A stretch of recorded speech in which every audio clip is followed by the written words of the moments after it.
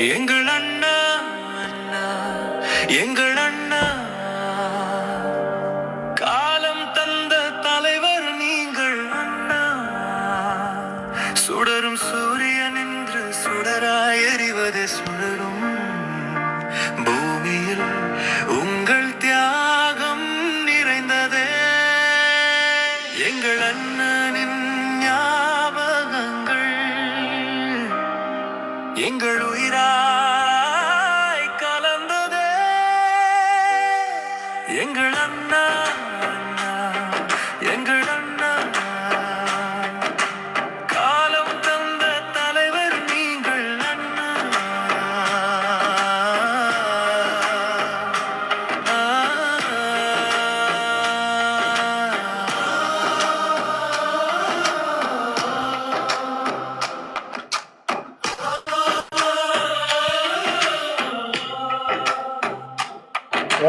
காலங்கள் கடந்தும் ஒரு தேசத்தின் கனவே காற்ற மகனின்றி ஈழ தேசமானது. காலங்கள் கடந்தும் ஒரு தேசத்தின் கனவே காற்ற மகனின்றி ஈழ தேசமானது. எங்கள் அண்ணனின் ஞாபகங்கள்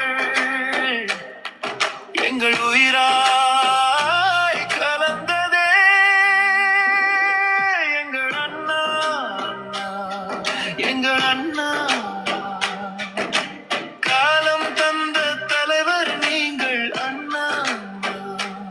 சுடரும் சூரியன் என்று சுடராய் எறிவது சுழலும் பூமியில் உங்கள் தியாகம் நிறைந்ததே. எங்கள் அண்ணனின் ஞாபகங்கள் எங்கள் உயிராய் கலந்ததே.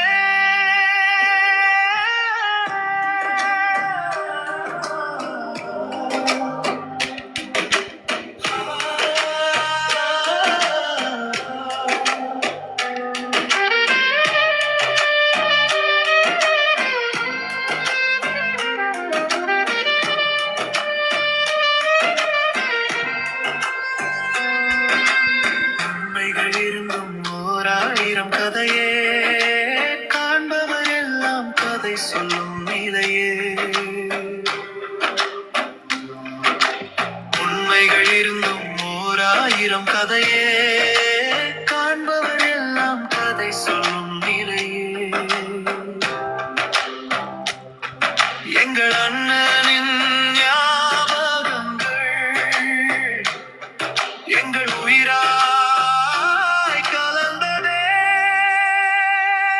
எங்கள் அண்ணா அண்ணா எங்கள் அண்ணா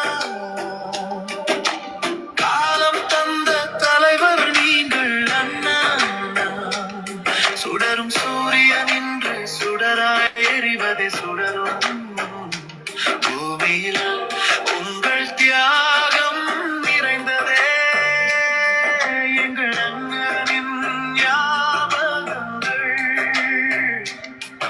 எங்கள் உயிராய் கலந்ததே.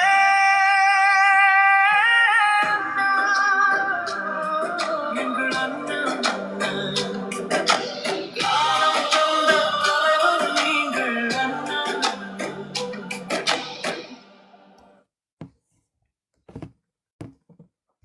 வணக்கம் அனைவருக்கும். இந்தியன் கருத்தரங்கில் இந்த அமர்வு 6ஆம் அமர்வு. இந்த 6ஆம் அமர்வு எங்கள் கருத்தரங்கில் நாங்கள் கதைக்க போகிற விடயம் ஐநா ஏன் எங்களை ஐநா வஞ்சிக்கிறன்ற விடயம். அதை பற்றி தான் நாங்கள் கதிரனோட கதைக்க போகிறோம். அதோட எனக்கு இருக்கிற ஐநாட புரிதலையும் பற்றி ஒன்று மேலும் அறிய ஆவலாக இருக்குது. வணக்கம் கதிரண்ணா. வணக்கம், எப்படி இருக்கிறீங்க? ஓம் நலமாக இருக்கிறேன். வேலை முடிய நிற்கிறேன் என்றால் உங்களுக்கு இது கண்டிப்பாக நாங்கள் பேச வேண்டும். தொடர்ச்சியான பேசி கொண்டிருந்தால் தான் நாங்கள் தெளிவுபடுத்த முடியும். என்றால் நாங்கள் ஒரு நிற்கதியான நிலைகளுக்கு தொடர்ச்சியாக சென்று கொண்டிருக்கிறோம். அப்போ அதற்கு நாங்கள் பேசுகிறபடியால் அது ஒரு தெளிவினை கேட்பவர்களுக்கு கொடுக்கும் என்கின்ற அடிப்படையில் தான் நாங்கள் ஐக்கிய நாடுகள் சபைகளை பற்றி தொடர்ச்சியாக பேச போகிறோம். எங்களுடைய கருத்தமர்வு என்பது தொடர்ச்சியாக அப்படி ஏதோ ஒரு விடயங்களுக்காகத்தான் தொடர்ச்சியாக இருக்க போகுது. நாங்கள் ஒரு ஈழத்தமிழர்களினுடைய வாழ்வியலும் அவர்களுடைய உரிமையும் எங்கே சிதைக்கப்படுகிறது, அவர்களினுடைய போராட்ட வடிவங்கள் எப்படி ஒடுக்கப்படுகிறது, அது இந்த ஐக்கிய நாடுகள் சபை வரை எப்படி அது அங்கே துண்டாடப்படுகிறது என்பதை நாங்கள் பார்க்க வேண்டிய தேவை இருக்கிறது. அப்போ அதுதான் செயலாளர் அவர்களினுடைய அறிக்கைகளும் எம் ஈழத்தமிழர்களை எவ்வளவுக்கு வஞ்சகம் செய்கிறது என்பதையும் நாங்கள் தொடர்ச்சியாக பேசப் போகின்றோம். இதுல வடமைக்கு மாறா ஐநா செயலாளர் நோமலை ஐநா செயலாளர் அறிக்கை எங்களுக்கு சாதகமா இருக்கிறது, மற்றபடி இந்த கடைசி வர்றது எங்களுக்கு பாதமா இருக்கிறது. இந்த முறை ஐநா செயலாளர் இதே எங்களுக்கு பாதமா அமைஞ்சிருக்கு. இது புதுவிதமா இல்லை, அது என்னென்றால் இந்த புதிய அரசாங்கம் வரும் முன்பே இப்போ நாங்கள் ஒரு பெரும் ஒரு பிரச்சாரத்தை மேற்கொண்டது நாங்கள் அதற்காகத்தான். இந்த பொது வேட்பாளர் என்கின்ற விடயம் இதுவரை காலமும் பல வேலை திட்டங்களை செய்தவர்களுக்கு ஒரு உறுதுணையாக இருக்கின்ற ஒரு வடிவம் தான் அந்த பொது வேட்பாளர்.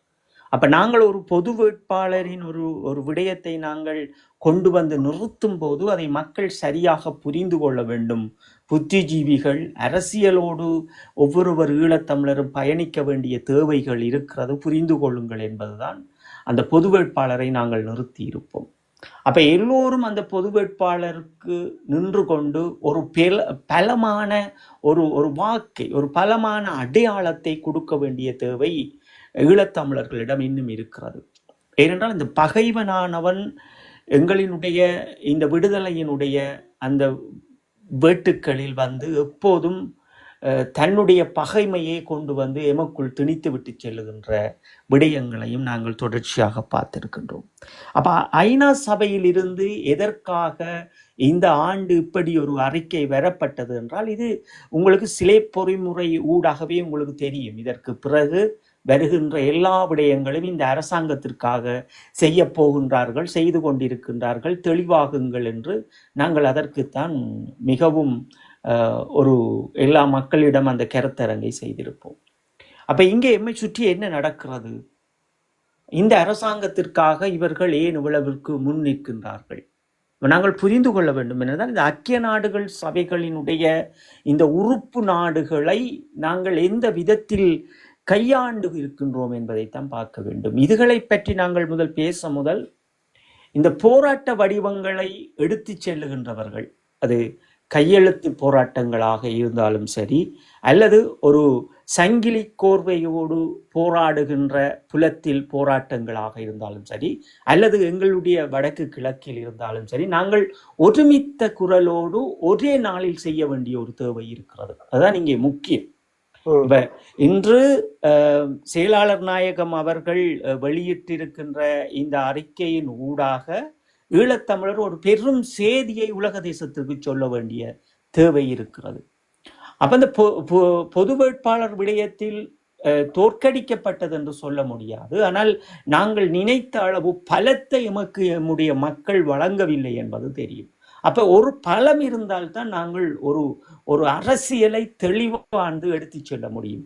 அப்ப எங்களுடைய இந்த ஈழம் என்னும் கோட்பாடை உலக தேசமே சிதைத்திருக்கின்ற விடயங்களும், இதற்குள் தமிழர்கள் எப்படி அதை பெறப்போகின்றார்கள், சுய நிர்ணய உரிமை என்பதும், அவர்களுக்கு இழைக்கப்பட்ட அநீதிகளுக்கு எப்படி ஒரு பதிலை அவர்கள் பெறப்போகின்றார்கள், எதை அவர்கள் அளிக்கப் போகின்றார்கள் என்கின்ற கோணங்களோடும் நாங்கள் தொடர்ச்சியாக பயணிக்க வேண்டிய தேவை இருக்கிறது.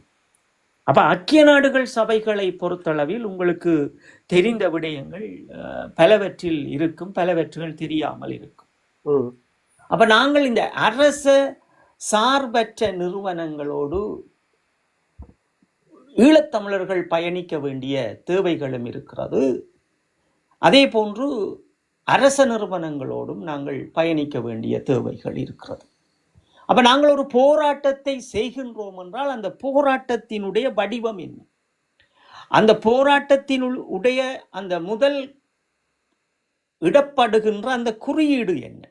இங்கேதான் நாங்கள் மிக தெளிவாக நீங்கள் கையெழுத்து போராட்டங்கள் என்றாலும் சரி, அல்லது சங்கிலி கோர்வைகளோடு ஒரு போராட்டங்கள் என்றாலும் சரி, அதுக்கு பிறகு நீங்கள் கொடுக்கின்ற மகஜரில் எழுதப்படுகின்ற உங்களினுடைய அறிக்கைகள் ஒவ்வொரு கட்சி ரீதியாகவோ அல்லது அமைப்புகள் ரீதியாகவோ கொடுக்கப்பட வேண்டிய விடயம் எப்படி சார்ந்ததாக இருக்க வேண்டும் என்கின்ற தெருவை முதலில் நீங்கள் செய்ய வேண்டும். ஈழத்தமிழர்கள் மிக இறுக்கமாக இப்போது அதை தேர்வு செய்ய வேண்டும்.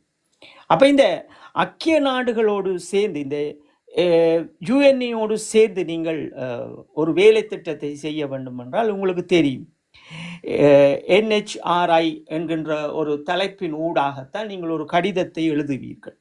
அதே போன்றுதான் அரச சார்பற்ற நிறுவனங்களோடு நீங்கள் செயல்படும் போது OHCHR என்கின்ற பதங்களோடு நீங்கள் உங்களுடைய கடிதங்களை எழுத அனுப்புவதற்கு முற்படுவீர்கள். இதற்குள் செயலாளர் நாயகம் அவர்களுக்கு தான் நாங்கள் எழுதப் போகின்றோம். அப்போ ஒரு தனி மனிதனாக கூட எழுத முடியும். நாங்கள் ஒரு தனி மனிதன் எப்படி எழுத முடியும்? வடக்கு கிழக்கில் பிறந்த நாங்கள் எங்களுடைய உரிமைக்காக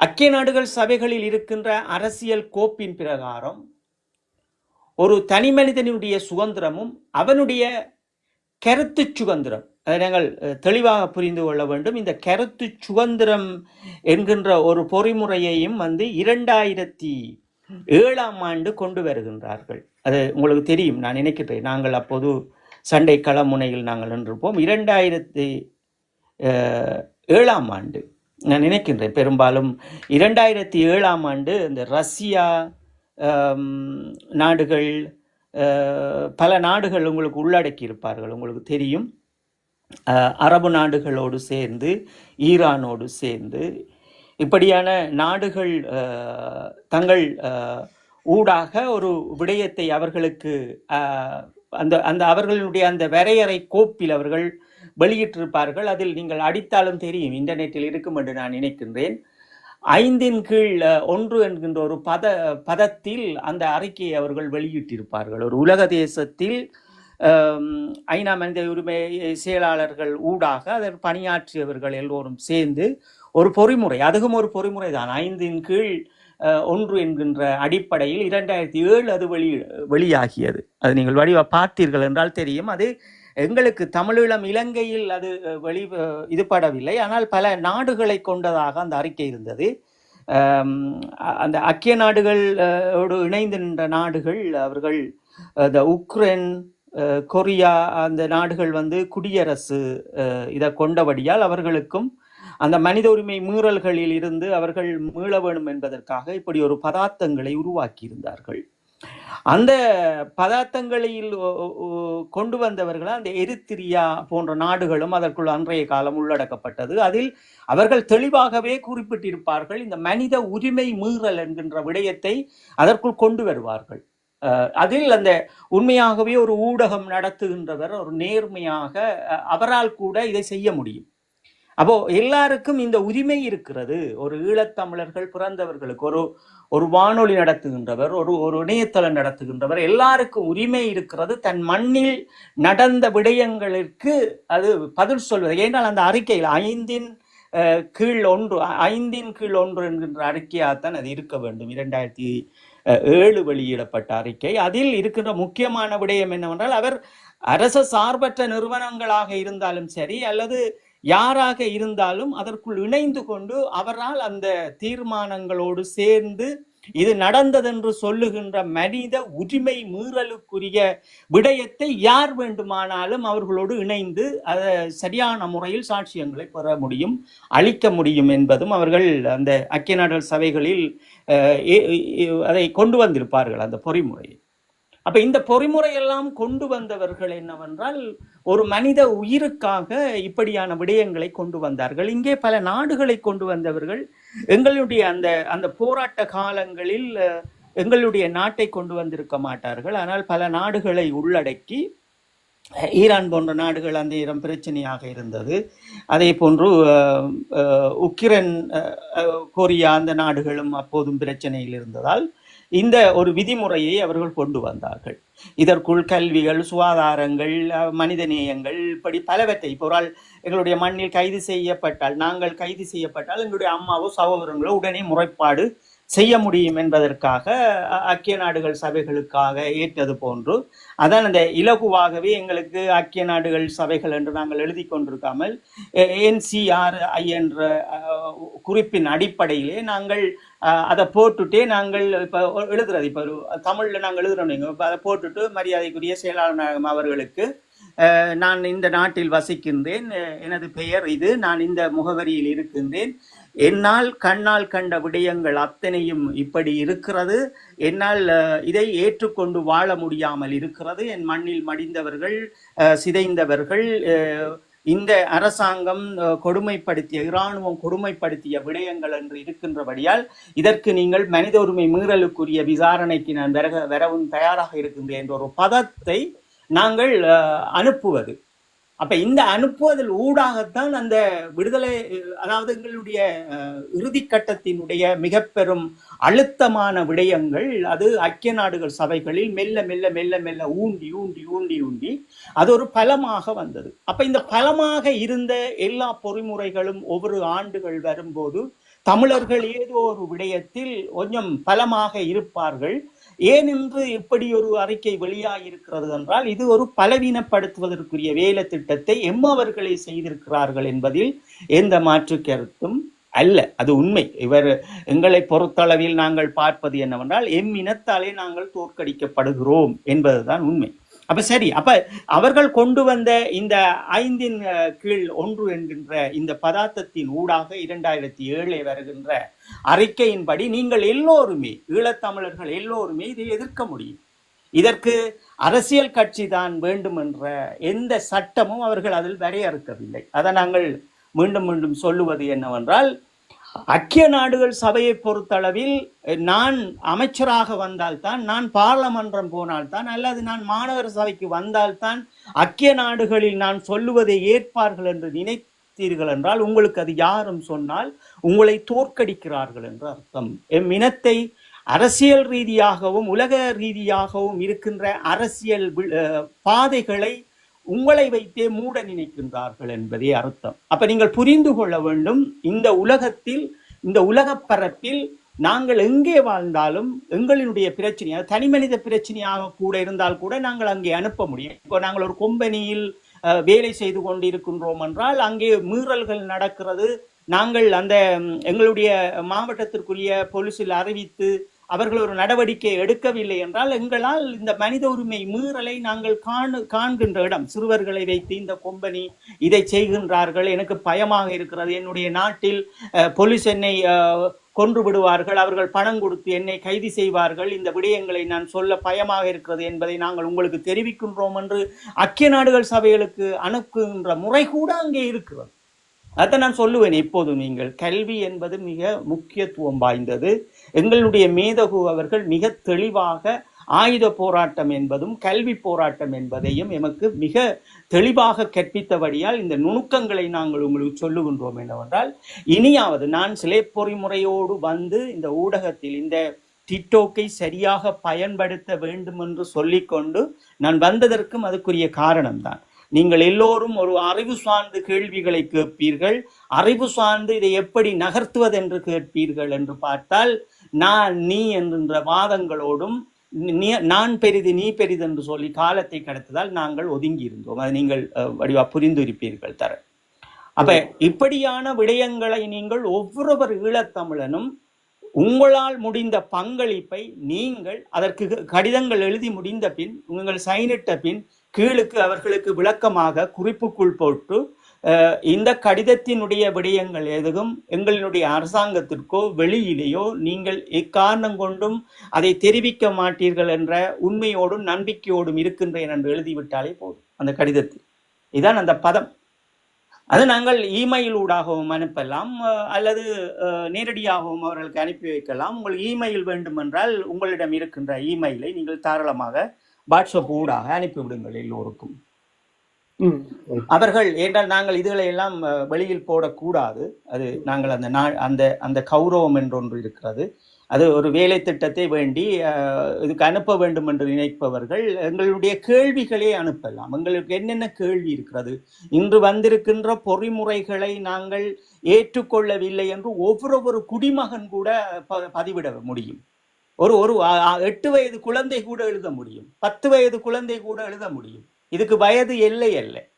நாங்கள் கண்ணால கன்ற விடயத்தை சொல்லுவது, கண்ணால கன்ற ஒரு போர்க்குற்ற சாட்சியத்தை நிரூபிப்பது. அது 10 வயதாக இருக்கலாம், 8 வயதாக இருக்கலாம், 12 வயதாக இருக்கலாம், 18 வயதாக இருக்கலாம். வயது கடந்து நாங்கள் அவர்கள் அந்த வயது விடயங்களை கொண்டு வரவே அல்ல. உங்கள் கண் முன் நடக்கப்படுகின்ற விடயங்கள் என்பதுதான் 2007 அவர்கள் பல நாடுகளோடு பிரச்சனைகள் இருக்கின்ற போதும் அந்த தீர்மானத்தை 5/1 என்ற தீர்மானத்தை உள்ளடக்கி அதை கொண்டு வந்திருப்பார். அது ஒரு மிக சிறந்த தீர்மானம். அது ஐக்கிய நாடுகள் சபைகளிலே வந்த தீர்மானங்களில் அது ஒரு சிறந்த தீர்மானம். கிட்டத்தட்ட நான் நினைக்கின்றேன் அதை இப்ப அமர்வு 40 போய்கொண்டிருக்கிறது. என்ன இந்த அமர்வு செப்டம்பர் எத்தனையாவது அமர்வு தர தெரியாது, 59 நடந்துட்டு 60வது நகர்வு தொடர்கிறது. இதுல இந்த சிறப்பு அமர்வு எல்லாம் இருக்குது. இப்ப நீங்க புரிஞ்சு கொள்ளணுமே என்றால் சிறப்பு அமர்வு இருக்கு. இப்ப நாங்கள் ஒரு சிறப்பு படையணி போல ஒரு சிறப்பு அமர்வு எல்லாம் இருக்குது. அப்ப நாங்கள் எங்களுடைய மக்கள் இதற்கெல்லாம் நடவடிக்கை நாங்கள் எடுத்தவர்கள் கிடையாது. ஒரு சிறப்பு நடவடிக்கை என்பது ஒரு இனத்தினுடைய மிக பெரும் அரசியலில் இருக்கின்ற நுணுக்கங்களோடு பல புத்திஜீவிகளை கொண்டு பல காய் நகர்த்தலை செய்வது. அந்த காய் நகர்த்தல் எப்படி இருக்க வேண்டும் என்றால், இந்த ஒரு பொது வேட்பாளர் விடயம் போன்று நாங்கள் ஒற்றுமையோடு ஒரு செய்தியை சொல்லுகிறது. எங்களுடைய மண்ணில் இந்த அரசாங்கம் இன்னும் 17 ஆண்டுகள் ஆகிறது, இன்னும் எம்மை அடிமைகளுக்குள் வைத்திருக்கிறது. இப்ப உரிமை என்கின்ற ஒரு தனி மனிதனின் உரிமை என்கின்ற விடயத்தில் இந்த ஐக்கிய நாடுகள் சபை எப்படி பார்க்க வேண்டும், எப்படி இருக்க வேண்டும் என்றால், அவர்கள் ஒரு விடயத்தை செய்வார்கள், ஒரு நாட்டை 2ஆக பிரிக்க மாட்டார்கள். அதில் நாங்கள் மிக கவனமாக இருக்க வேண்டும். ஆனால் சுய நிர்ணய உரிமையை தருவார்கள். அதற்கு நாங்கள் போராட வேண்டிய தேவை இருக்கிறது, அரசியல் ரீதியாகவும். அது இந்த ஐக்கிய நாடுகள் சபைகளோடும். அப்ப அதை நான் சொல்வேன், இந்த சிறப்பு அமர்வு என்கின்ற அந்த பதத்தில் கூட பல நாடுகளும் பல விடயங்களை செய்து அவர்கள் தங்களினுடைய அந்த அரசியல் சுதந்திரத்தை பெற்றிருக்கின்றார்கள். அது கிட்டத்தட்ட நான் நினைக்கின்றேன் ஐக்கிய நாடுகள் சபைகளில் இதுவரைக்கும் 2006 2013-14 வரை சிறப்பு அமர்வு வந்து கிட்டத்தட்ட 39 அமர்வுகளை கொண்ட அமர்வுகள் அவர்கள் இதுவரைக்கும் அதனால் பிரயோசனப்பட்டிருக்கிறது உலக தேசம் எங்கும். அந்த சிறப்பு அமர்வு இப்ப நீங்க இப்ப அவசர அமர்வு உங்களுக்கு தெரியும். இப்ப அவசர அமர்வு என்றால் உங்களுக்கு தெரியும், இந்த கொரோனா வந்த காலங்கள்ல உங்களுக்கு தெரியும் அந்த அமர்வு நடைபெற்றது என்றால் அதெல்லாம் அவசர அமர்வுக்குள்ள வரும் ஐக்கிய நாடுகளுக்குள்ள. அதில் எடுத்துத்தான் அதில் முடிவெடுப்பினோம். இப்போ என்ன செய்யணும், எது செய்யணும், எப்படி மருந்து தயாரித்து எது பண்ணுறதுன்ற சுகாதார விடயங்கள் எல்லாம் அதில் கொண்டு வந்து அதெல்லாம் உங்களுக்கு தெரிஞ்சிருக்கும். இதே போன்றுதான் ஒரு உரிமை விடயமும், எங்களுடைய ஒரு இனத்தினுடைய உரிமை, ஒரு ஈழத்தமிழனுடைய உரிமைக்கு நாங்கள் எப்படியும் பயன்படுத்த முடியும். இந்த ஐக்கிய நாடுகள் சபையை நாங்கள் எந்த வழியிலும் பயன்படுத்த முடியும். அதைத்தான் நான் சொல்றேன். இப்ப நீங்கள் பொறிமுறை மட்டும்தான் நாங்கள் பயன்படுத்துவது அல்ல, பொறிமுறையினுடைய விடயங்களை மட்டும்தான் நாங்கள் பயன்படுத்துவது என்ற சட்டமே அல்ல. எங்களுக்கு எப்படி எதற்குள் நாங்கள் சரியாக நின்று செயல்பட்டு அது அந்த ஐக்கிய நாடுகள் சபைகளுக்கு தெளிவோடு நாங்கள் எங்களுடைய கூர்மையோடு அரசியல் கூர்மையோடு ஒரு பதார்த்தத்தோடு அவர்களை திருப்பி அடிக்கின்றோமோ அது ஒரு சிறந்த அமர்விலும் கூட அது எமக்கு பிரயோசனமான இலங்கையினுடைய ஒரு மாற்றத்தினுடைய வரையறையையும் அவர்களுடைய ஒரு யாப்பினையும் கூட கொண்டு வர முடியும். அதுக்கு நாங்கள் வேலை செய்ய வேண்டும். நான் உங்களுக்கு பொதுவாக சொல்லுகின்றேன் என்னவென்றால், செப்டம்பர் மாதம் கூட்டத்தொடர் நடந்தால் தான் எங்களுடைய பிரச்சனை நடக்கும், அதை பற்றி நாங்கள் அறிய வேண்டும், அதுக்கு நாங்கள் நின்று போராடி கொண்டு இருக்கணும் என்கின்ற பதார்த்தம் அந்த ஐக்கிய நாடுகள் சபைகளில் அவர்கள் இன்னும் வரையறுக்கவில்லை. அது ஒரு அமர்வு.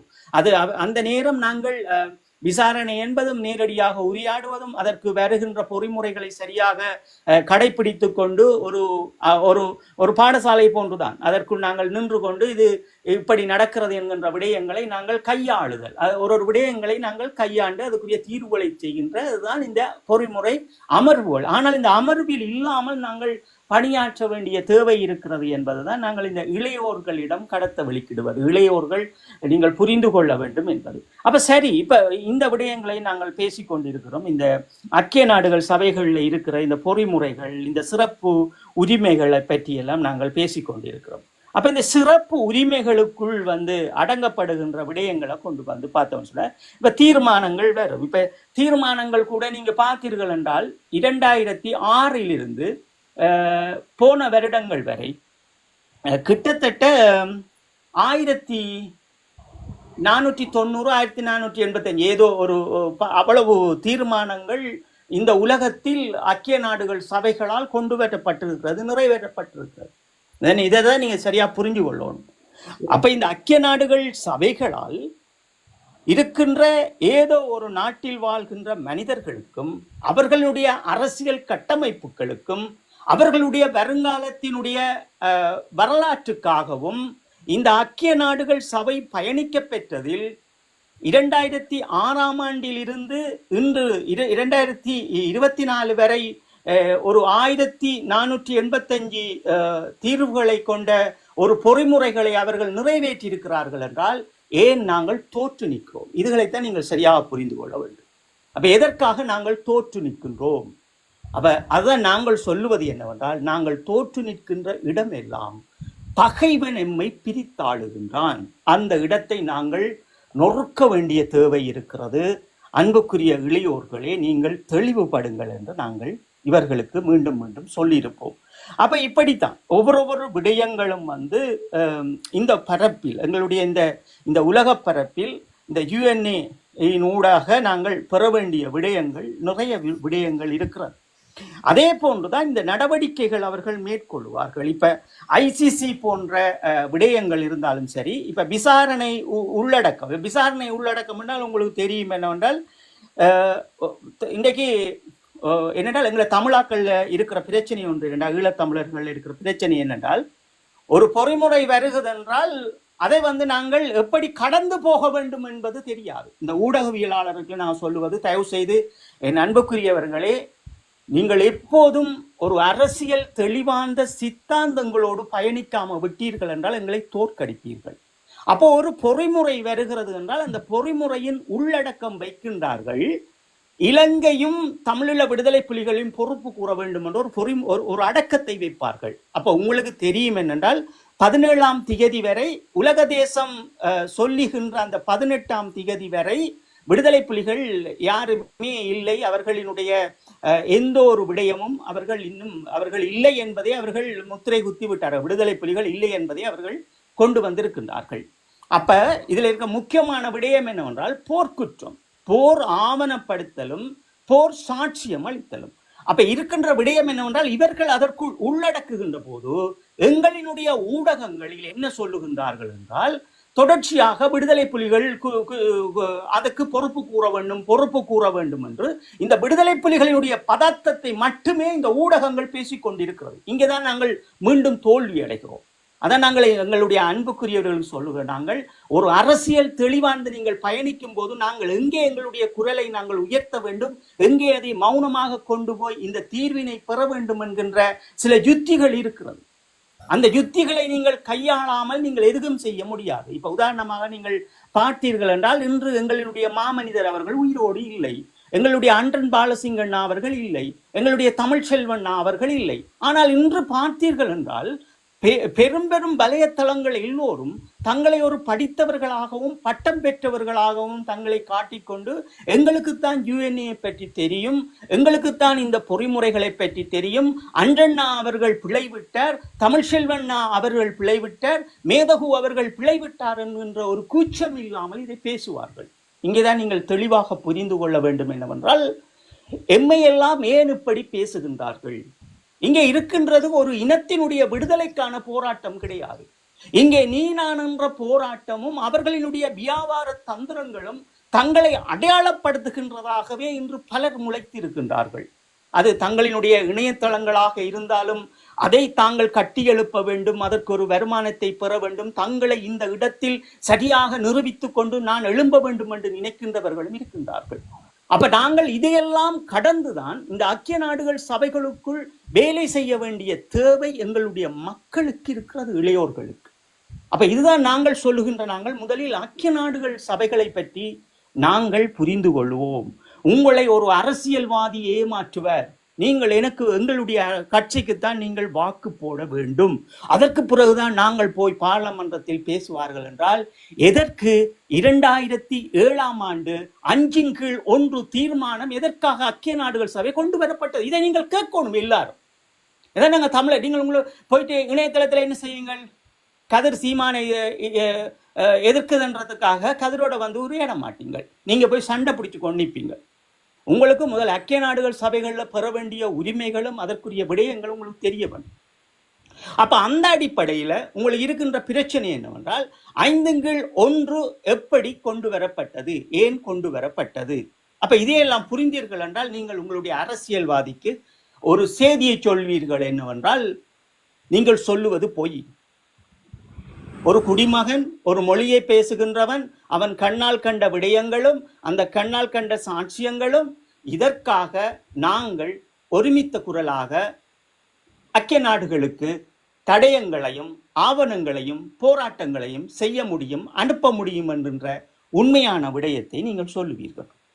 அப்ப இந்த இடத்தில் நாங்கள் தெளிவாக முதலில் ஐக்கிய நாடுகள் சபைகளை புரிந்து கொள்ள வேண்டும்.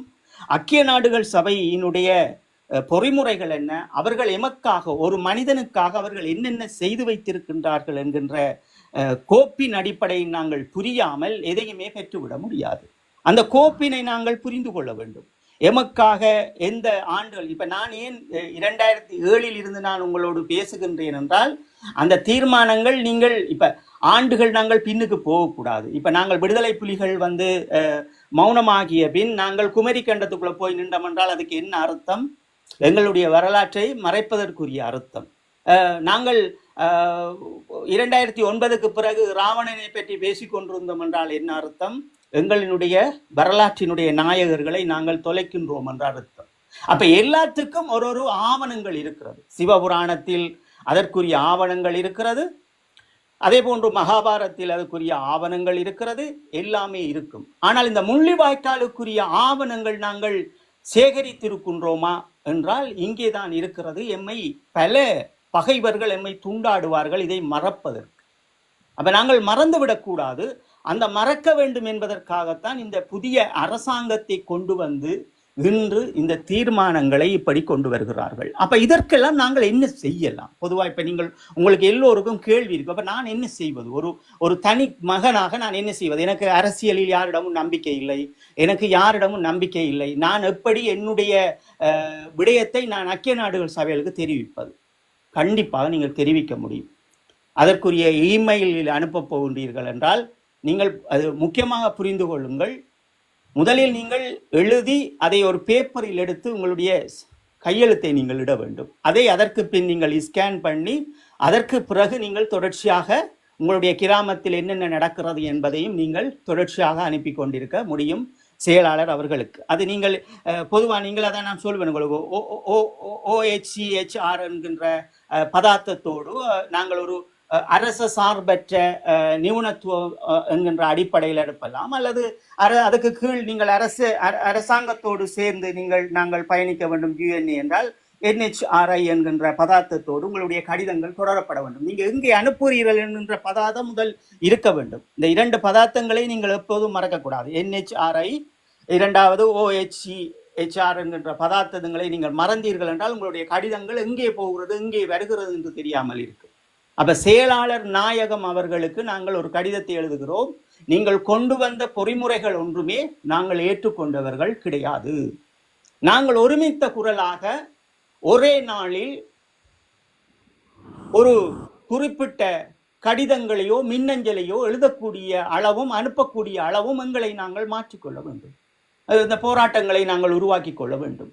அப்ப அதிலிருந்தும் நாங்கள் மீண்டும் ஒரு செய்தியை இவர்களுக்கு சொல்ல போறோம். எதுக்குமே நாங்கள் ஏற்றவர்கள் கிடையாது, இனியும் நாங்கள் பின்னுக்கு போக முடியாது. இப்ப எங்களை பார்த்தீர்கள் என்றால் எங்களை பொறுத்தளவில் நாங்கள் இவர்களுடன் இந்த பிரச்சனை வந்த பிறகு, இவர் கடிதங்கள் எழுதின பிறகு எங்களுக்கு அது வந்து சேரும். இப்ப நீங்க இதுல இன்னொரு விடயத்தை வச்சுக் கொள்ளுங்க. எப்படி என்றால், எப்போவும் நீங்கள் தெளிவாக இருங்கோ.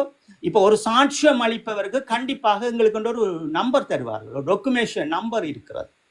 இந்த டொக்குமெண்டேஷன் நம்பர் ஊடாக எங்களுக்கு எப்பவும் அது அமருக்கு கூப்பிட்டாலும் சரி அல்லது விசிட்டாக கூப்பிட்டாலும் சரி முன்னுக்கே இவர்கள் அதற்குரிய விவரங்களை கேட்பார்கள். அது நாங்கள் இப்போ அது எங்களுடைய விருப்பப்படி இப்போ நாங்கள் அரச சார்பற்ற நிறுவனங்களோடாக இருந்தாலும் சரி அரச நிறுவனங்களோடாக இருந்தாலும் சரி இந்த இலக்கம் இருக்கும். எங்களிடம் ஒரு சாட்சி அளித்தவர்களிடம் கண்டிப்பாக இலக்கம் இருக்கும். ஆனால் இன்றைக்கு நாங்கள் இதை தெரியப்படுத்துவதால் இதை எல்லோரும் எனக்கு இருக்குன்னுவார்கள். அது அவர்களுடைய பிரச்சனை, இது ஒரு இனத்தினுடைய பிரச்சனை. தயவு செய்து யாரும் அதை எடுத்து கையாளாதீர்கள். நாங்கள் தொடர்ச்சியாக அதெல்லாம் கதைக்கக்கூடாது இருந்த நாங்கள், ஆனால் இன்று கதைக்க வேண்டிய தேவை இருக்கிறது. தயவு செய்து எல்லோரும் அதை புரிந்து கொள்ளுங்கள். எங்களுடைய இனம் முக்கியம், எங்களுடைய அடுத்த தலைமுறை முக்கியம். இந்த மண்ணில் அந்த நடைபெற்ற அந்த கொடூரங்களுக்கு இலங்கையினுடைய அரசியல்வாதிகளும் இராணுவமும் பதில் சொல்லியே தீர வேண்டும். இதற்கு உலக தேசம் எமக்கு அவர்கள் கண் திறந்தே தீர வேண்டும். கண் திறந்தபடியால் தான் நாங்கள் இவ்வளவு காலமும் இந்த பிரச்சனையும் கொண்டு போய் நாங்கள் எங்கள் மக்கள் மத்தியிலும் கொண்டு போகின்றோம். இன்று எங்களுடைய மக்களும் புலத்தில் வாழ்ந்து கொண்டிருக்கின்றார்கள். எங்களுடைய புலத்திலும் தைரியமாக எங்களுடைய மக்களும் இளையோர்களும் வாழ்ந்து கொண்டிருக்கிறார்கள் என்கின்ற மாற்று கருத்து இல்லை. நாங்கள் எப்போதும் ஐக்கிய நாடுகள் சபைகளை குறை சொல்லக்கூடாது, குறை சொல்லியே இருக்கிறாது. எங்களுக்கு அதுக்கு வேலை செய்ய தகுதி இல்லை என்றால் நாங்கள் ஒதுங்கிவிட வேண்டும். அது தகுதியானவர்களிடம் கையளித்து விட வேண்டுமே தவிர இது இன்னும் பொறிமுறை வரலை என்றால் இன்னும் எங்களுக்கு தீர்வு வரலை என்றால் நாங்கள் வேலை செய்ய வேண்டும். யார் நாங்கள் ஈழத்தமிழர்கள் ஒருமித்த குரலாக ஒரு வேலை திட்டத்தை செய்திருக்கின்றோம்? யாருமே அல்ல. இன்று யாழ்ப்பாணத்தில் 3 MP இதே அரசாங்கத்திற்கும் மட்டக்கிழப்பிலும் அப்படி, திருகோணமலையிலும் அப்படி நீங்கள் கொடுத்து, முல்லைத்தீவிலும் அப்படியே கொடுத்து வச்சுட்டு ஒரு ஒற்றுமை இல்லாத ஒரு பார்வையை உலக தேசத்துக்கு காட்டுகின்றோம். அதுதான் கூடாது. இப்ப நான் என்ன சொல்லுகின்றேன் என்றால், உலக தேசத்துக்கு ஒரு பார்வை இருக்கிறது. ஈழ மக்கள் எப்படி வாழ்கிறார்கள், தங்களுக்குள் இதை சரியாக தெளிவாக எடுத்துக்கொண்டு அவர்கள் வாழுகின்றார்களா அல்லது இவர்கள் எந்த கோணத்தில் வாழுகின்றார்கள் என்ற ஒரு கோணம் பார்ப்பார்கள். இப்ப நீங்கள் நினைப்பது போன்று அல்ல, அவர்கள் அங்கே இருக்கின்றார்கள். நான் உங்களுக்கு எப்போதும் சொல்லுவேன், நான் சிறையில் வந்த காலங்களில் இருந்து அங்கே ஒரு வியாபாரியாக இருந்தவர்களும் அங்கே ஒரு பணியில் அமர்த்தி வேலை செய்தவர்களும் எங்களுடைய நாட்டை அவதானித்துக் கொண்டே இருப்பார்கள். இந்த ஐக்கிய நாடுகள் சபைகளில் பல பொறிமுறைகள் இருந்தது. நான் சொல்லியிருப்பேன் உங்களுக்கு, இந்த சிறப்பு பொறிமுறை என்பது ஒன்று இருக்கிறது. அது இந்த ஐக்கிய நாடுகள் சபைகளுக்குள் பயணிப்பவர்களுக்கு தெரியும் இந்த சிறப்பு பொறிமுறை என்பது. இந்த சிறப்பு பொறிமுறைகள் எல்லாம் இப்படியான ஒரு நாட்டை கண்காணிக்கின்ற விதங்களும் அந்த நாட்டினுடைய சில யுத்தியான சில பாவப்பட்ட மக்களை கொடூரப்படுத்துகின்ற அரசாங்கத்திற்கு அவர்களுக்கும் நோகாதபடி அவர்களுக்கும் அறியாதபடி அவர்கள் எல்லாம் நின்று பல வேலை திட்டத்தை செய்வார்கள். அவர்களுக்கு தெரியும் என்னவென்றால் புலத்தில் இருக்கின்ற மக்கள் மிக தெளிவானவர்கள், ஈழத்தமிழர்கள் என்கின்ற பதார்த்தத்தை தான் உடைத்தறிந்தவர்கள். அப்ப நாங்கள் அதை கட்ட வேண்டிய ஒரு தேவை எமக்குள் இருக்கிறது. அப்ப நீங்க சரியா புரிஞ்சு கொள்ள வேண்டும் என்னவென்றால், இப்ப ஒரு போராட்டம் செய்ய போறீங்கள். சரி, இப்ப நீங்கள் ஒரு போராட்டம் கையெழுத்து போராட்டம் செய்ய போறீங்க. கையெழுத்து போராட்டம் அனுப்ப போறீங்கள் என்றால் இந்த கையெழுத்து போராட்டத்தோட வடிவத்தை நீங்கள் பார்க்க வேண்டும். இந்த கடிதத்தினுடைய நோக்கம் என்ன, இது யாருக்கு செல்லுகிறது, அதற்குள் நாங்கள் என்ன வைத்திருக்கின்றோம், இன்றைக்கு வந்திருக்கின்ற பொறிமுறைகள் அவர்கள் எழுதியிருக்கின்ற, இது பொறிமுறை அல்ல, இது அவர்கள் எழுதியிருக்கின்ற அந்த முன்னோட்ட கடிதம். இது ஒரு முன்னோட்ட தொகுப்பு என்பதுதான் தமிழில் சரியாக இருக்கும் என்று நான் நினைக்கின்றேன். இந்த தொகுப்பினுடைய அடக்கத்தை நாங்கள் ஏற்றுக்கொள்ளவில்லை. அப்ப இது எந்த வகையில் போக வேண்டும் என்பதை அது இப்ப உங்கள் இந்த அதாவது நீங்கள் எங்களுக்கு சைன் பண்ணி தர வேண்டும் என்கின்றவர்கள் உங்களோடு நிற்பார்கள். நீங்கள் அதை சரியாக அறிந்து கொண்டு அதை சரியாக செய்ய வேண்டும். நீங்கள் எனக்கு அவருக்கு நம்பிக்கை இல்லை, இவருக்கு நம்பிக்கை இல்லை என்று உங்களை காலம் கடத்துவார்கள். எமக்கு அதுதான் இங்கே இருக்கின்ற பிரச்சனை. ஒருவர் ஒரு வேலை திட்டத்தை எடுத்து செய்கின்ற போது அது முதலில் இது யாரால் நகர்த்தப்படுகிறது என்பதை நாங்கள் புரிந்து கொள்ள வேண்டும். எமக்கு அது பிடிக்கவில்லை என்றால் நாங்கள் அதே சைன் பண்ணி ஒரு கடிதத்தை மின்னஞ்சல் ஊடாகவோ போஸ்டாகவோ நீங்கள் அனுப்ப வேண்டிய ஒரு தேவை இருக்கிறது. மின்னஞ்சல் என்றால் உங்களுக்கு மிக இலகுவாக இருக்கும். இந்த மின்னஞ்சலை நீங்கள் தரனவர்களிடம் வாட்ஸ்அப் ஊடாக பெற்றுக்கொள்ளுங்கள். சரி, அப்ப நாங்கள் இதில் இருந்து நாங்கள் எப்படி இந்த காயை நகர்த்த போகின்றோம்? செப்டம்பர் மாதம் என்ன நடக்க போகின்றது? அப்ப ஒரே விடயம்தான், எங்களுக்கு என்ன பொறிமுறை வந்தாலும் இந்த 17-16 ஆண்டுகளும் இலங்கை அரசாங்கம் ஏற்றவர்கள் கிடையாது. அதே போன்றுதான் நாங்கள் ஏற்க வேண்டும் என்ற தலைவிதி எமக்கு அல்ல.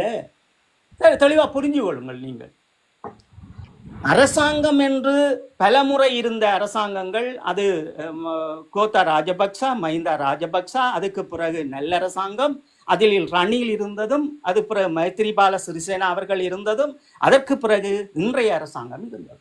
அப்ப நாங்கள் என்ன செய்ய வேண்டும் தமிழர்கள் என்றால், நீங்கள் ஏதாவது செய்துட்டு போங்கள். நீங்கள் பொறிமுறை, எங்களுக்கு பிடிக்காத பொறிமுறைகளை நாங்கள் ஏற்க மாட்டோம். நாங்கள் எதற்கு ஏற்க வேண்டும்? அடுத்த நகர்வை நாங்கள் செய்ய வேண்டிய தேவை இருக்கிறது. அப்ப நாங்கள் அடுத்த நகர்வை செய்ய போகின்றோம். தமிழர்கள் நாங்கள் ஒற்றுமையாக இருக்க வேண்டும். இளையோர்கள் இதை புரிய வேண்டும். அக்கிய நாடுகள் சபைகளுக்குள் பணியாற்றுகின்றவர்கள் இதை எங்களுடைய மக்களுக்கும் இளையோர்களுக்கும் கற்பிக்க வேண்டும். புலத்தில் இருக்கின்ற அரசியல்வாதிகள் மாணவர்களுக்கு இதை போய் ஒரு மணித்தியாலமோ அரை மணித்தியாலமோ ஒரு பாடசாலைகளிலும் சென்று ஒரு கூட்டத்தை நடத்த வேண்டும். ஒரு பல்கலைக்கழகம் சென்று அரை மணித்தியாலம் வேண்டி அவர்களோடு ஒரு ஒன்று கூடலை செய்ய வேண்டும். அது அங்கேயும் இருக்கிறது, இங்கேயும் இருக்கிறது. வடக்கு கிழக்கிலும் செய்ய வேண்டிய தேவை இருக்கிறது, புலத்திலும் செய்ய வேண்டிய தேவை இருக்கிறது. அப்ப நாங்கள் எல்லா இடமும் தோற்கடிக்கப்பட்டிருக்கின்றோம் என்கின்ற வழியால் தான் நாங்கள் சொல்லுகின்ற, நாங்கள் ஏதோ ஒரு பாதையை உருவாக்குங்கள், இது எங்களுக்கு இது நடக்கும் அது நடக்கும் என்று சொல்லாமல் நாங்களே இதை சரியாக கொண்டு போவோம். ஒற்றுமை என்கின்ற அந்த கோட்டில் ஈழத்தமிழர் இணையும் போது எம்மை உலக தேசம் வஞ்சிக்க முடியாது. அது இந்த அரசாங்கமும் வஞ்சிக்க முடியாது. செப்டம்பர் மாதம் கூட்டத்தொடரில் அவர்களுக்கு சாதகமாக வந்தாலும் அதை எதிர்த்து நாங்கள் இதை ஏற்றுக்கொள்ளவில்லை என்கின்றதும், இந்த பதார்த்தத்தை இதை நிறுத்திவிட்டு இன்னும் நாங்கள் பல சாட்சியங்களோடு கொண்டு வருகின்ற விடயங்களையும் அவர்கள் ஏற்றுக்கொள்வார்கள். அப்ப உங்களுக்கு தெரியும், நாங்கள் கிட்டத்தட்ட 2022, 2023, 2024 வரை ஒரு சிறப்பு உரிமைகள் ஊடாக அவர்கள் குழுக்களை ஒழுங்கமைப்பு செய்து பல பொறிமுறைகளோடு இந்த விசாரணைகளை தொடர்ந்திருப்பார்கள். அப்ப அந்த சேகரிப்புகளும் அவர்கள் எமக்காக கஷ்டப்பட்ட விடயங்கள் எல்லாம் நிறைய ஐக்கிய நாடுகள் சபைகளுக்குள் இருக்கிறது. அப்ப நாங்கள் ஐக்கிய நாடுகள் சபைகளை குறை கூறிக்கொண்டு எம்மை நாங்கள் தாழ்த்தி கொள்ளுவதால் அது பகைவனுக்கு அது ஆயுதமாக மாறும். சரியா புரிஞ்சு கொள்வோம். நீங்கள் ஐக்கிய நாடுகள் சபைகளை நீங்கள் தாழ்த்தி கொண்டு பகைவனுக்கு வழியை விட்டீர்கள் என்றால் உங்களை சிதறடிப்பார்கள். தெளிவா புரிஞ்சு கொள்வோம். இந்த அதை நான் உங்களுக்கு திருப்பியும் சொல்றேன். நான் எங்களுடைய ஆயுதம் ஐக்கிய நாடுகள் சபை. இதை நாங்கள் எப்படி ஆயுதமாக பயன்படுத்த வேண்டும் என்கின்ற உள்ளடக்கங்களோடும் நம்பிக்கைகளோடும் பயணிக்க வேண்டிய தேவை இருக்கிறதே தவிர, அதை விட்டுவிட்டு அன்றண்ணா அவர்களையோ தலைவர் அவர்களையோ தமிழ்ச்செல்வண்ணா அவர்களையோ நாங்கள் விமர்சனம் செய்கின்ற அளவுக்கும் ஆய்வு செய்கின்ற அளவிற்கும், நீங்கள் ஆய்வு செய்த பிறகுதான் தேசிய தலைவர் அவர்களை புரிந்து கொள்ள வேண்டும், ஆய்வு செய்த பிறகுதான் அண்டண்ணா அவர்களை புரிந்து கொள்ள வேண்டும், ஆய்வு செய்த பிறகுதான் தமிழ்ச்செல்வண்ணா அவர்களை புரிந்து கொள்ள வேண்டும் என்று உங்களை ஏமாற்றுகின்ற இந்த வல்லுநர்களும் இந்த இனமும் உருப்பட போறது கிடையாது. உங்களுக்கு தெரியும், ஒரு பிஸ்டலோடு தொடங்கிய அந்த போராட்டம் வான் வரை எப்படி இருந்தது, ஆட்லரி வரை எப்படி இருந்தது என்று. எல்லோரும் உழைத்தீர்கள், கொடுத்தீர்கள், களமுனையில் நின்றார்கள். இது பருவத்தோடு அப்படியே ஒட்டி உறவாடிய வளர்ச்சியின் ஊடாக, ஒரு ஒற்றுமையின் ஊடாக, ஒரு தலைமையின் ஊடாக, மிகவும் ஒரு கண்ணியமான தலைமையின் ஊடாக இதை கட்டி எழுப்பி இருப்போம். அப்ப எப்ப எங்கே நாங்கள் சிதையப்படுகின்றோம்? அப்ப உங்களுக்கு தெரியும், எல்லாருக்கும் தெரியும், ஒரு போர் நடந்து முடிகின்ற நாடுகள், அதற்கு பிறகு அந்த மக்கள் சிதைக்கப்படுவார்கள், அவர்களுடைய கொள்கைகள், ஈழம் என்கின்ற கோட்பாடும் உடைக்கப்படும் என்பது தெரியும். அப்ப நாங்கள் அதை இறுக்கமாக பற்றி கொள்ள வேண்டும் என்றால் முதலில் ஒற்றுமை எங்களுக்குள் தேவை. கல்வி என்பதும் அறிவு சார்ந்த விடயங்களும் ஐக்கிய நாடுகள் சபைகள் என்பதும் அரசியல் என்பதையும் நாங்கள் புரிந்து கொள்ள வேண்டும். இப்ப ஒருவர் வருகிறார், அண்ணா அவர்களுக்கு விளக்கை ஏற்றிவிட்டு அவர் நல்லது செய்ய மாட்டார் என்று நீங்கள் சொன்னீர்கள் என்றால் அதுதான் உங்களுடைய முட்டாள்தனமான விடயங்கள். நான் திருப்பி உங்களுக்கு சொல்லுகின்ற விடயம் என்னவென்றால், தேசிய தலைவர் அவர்களுக்கு விளக்கு ஏற்ற நினைத்தவர்கள், அது தேசிய தலைவருக்கு ஏற்றிய பின் அவர்கள் என்ன வேலை திட்டத்தை செய்ய வேண்டும் என்று அவர்கள் எடுக்கின்றதும், அதற்கு நின்று ஒத்தாசையாக எல்லோரும் நாங்கள் ஒன்று சேர்ந்து இந்த மாமனிதரினுடைய எண்ணக்கருவை சுமந்து நீக்க வேணும் என்பதை நான் திருப்ப உங்களுக்கு சொல்லியிருப்பேன். ஏனென்றால் இந்த மாமனிதருக்கு விளக்கேற்ற நினைத்தவர்களை நாங்கள் தொடர்ச்சியாக விமர்சனம் செய்து கொண்டு அந்த வட்டத்துக்குள் நின்றீர்கள் என்றால் உங்களுடைய இலட்சியத்தை அடைய மாட்டேன். உங்களுக்கு என்ன முக்கியம்? உங்களுக்கு உங்களுடைய அண்ணாவினுடைய, எங்களுடைய மாவீரரும் எங்களுடைய தேசிய தலைவர் அவர்களினுடைய இலட்சியமும் முக்கியம். அந்த இலட்சியத்திற்காக நீங்கள் ஓட வேண்டுமே தவிர, பகைவனானவன் தேசிய தலைவர் அவர்களுக்கு விளக்கை ஏற்றிவிட்டு உங்களை தடுத்து நிறுத்துகின்றான் என்றால் நீங்கள் அந்த இடத்தில் ஓடாமல் நிற்கக்கூடாது. அதான் நான் உங்களுக்கு சொல்லியிருப்பேன். சுமந்திரன் அவர்கள், சரியா புரிஞ்சு கொள்ளுங்க, சுமந்திரன் அவர்கள் இந்த போராட்டத்தை தொடங்குகின்றார் என்றால் நீங்கள் மாறி அடிக்க வேண்டும். ஏன் நீங்கள் சுமந்திரனுக்காக நீங்கள் போராடவில்லை, நீங்கள் எங்களுடைய ஒரு உயிர் போயிருக்கிறது, ஈழத்தமிழனினுடைய உயிர். நாங்கள் அதுக்காக ஒரு செய்தியை உலக தேசத்துக்கு சொல்ல போகின்றோம், சிங்கள மக்களுக்கு சொல்ல போகின்றோம். ஏன் நாங்கள் சுமந்திரனுக்கு வாக்கு போடவோ இது அதற்குரிய நேரமும் கிடையாது. அதற்குரிய இன்னும் காலங்கள் இருக்கிறது, அரசியல் இருக்கிறது. எல்லோருக்கும் ஒரு விடயம் என்ன, எங்களுடைய மாவீரர்களும் அப்பாவி மக்களும் கொல்லப்பட்டவர்களுக்கும் எங்களுடைய தலைமை அவர்களையும் நாங்கள் எங்களுடைய ஈழம் என்கின்ற கோட்பாடும் சுயநிர்ணய உரிமையும் அடுத்த தமிழர்களுக்கு நாங்கள் கடத்த வேண்டிய ஒரு தேவை இருக்கிறது. அந்த தேவைக்காக நாங்கள் ஆறில் காலிலும் வேண்டுமானாலும் விட வேண்டிய தேவை இருக்கிறது. அதை நீங்க புரிஞ்சு கொள்ள வேண்டும். அப்ப நாங்கள் அதை ஆயுதமாக பயன்படுத்த வேண்டும். உங்களுடைய பார்வைக்கு சுமந்திரன் அவர்கள் ஒரு எதிரியாக தெரிந்தால் அதை நீங்கள் ஆயுதமாக பயன்படுத்துங்கள். சுமந்திரன் அவர்களை நீங்கள் எங்களுடைய ஆயுதமாக பயன்படுத்துங்கள். தேசிய தலைவர் அவர்களுக்கு விளக்கேற்றியவர்கள் உங்களுக்கு தவறாக தெரிந்தால் அவர்களை நீங்கள் ஆயுதமாக பயன்படுத்துங்கள். அவர்களிடம் கேளுங்கள், நீங்கள் இதை நீங்கள் செய்தால் நீங்கள் எப்படி இதை அனுப்புகின்றீர்கள், அதான் உங்களுடைய அறிவாக இருக்க வேண்டும். இந்த கையெழுத்தை வாங்கி நீங்க யாருக்கு அனுப்புகிறீர்கள், இதுக்கு பிறகு அது என்ன உள்ளடக்கத்தோடு செய்கிறீர்கள்.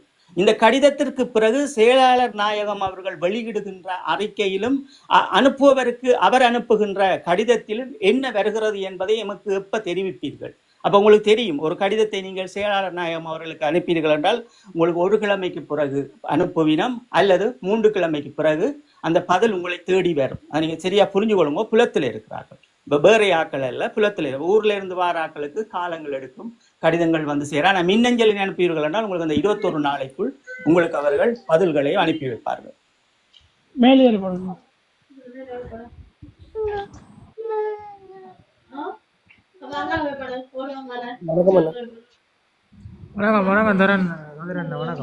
வணக்கம் அப்ப கதைங்க, நான் கதைக்கிறேன்.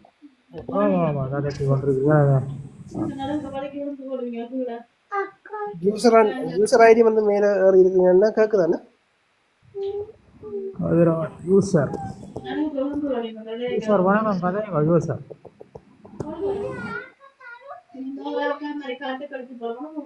யூசர்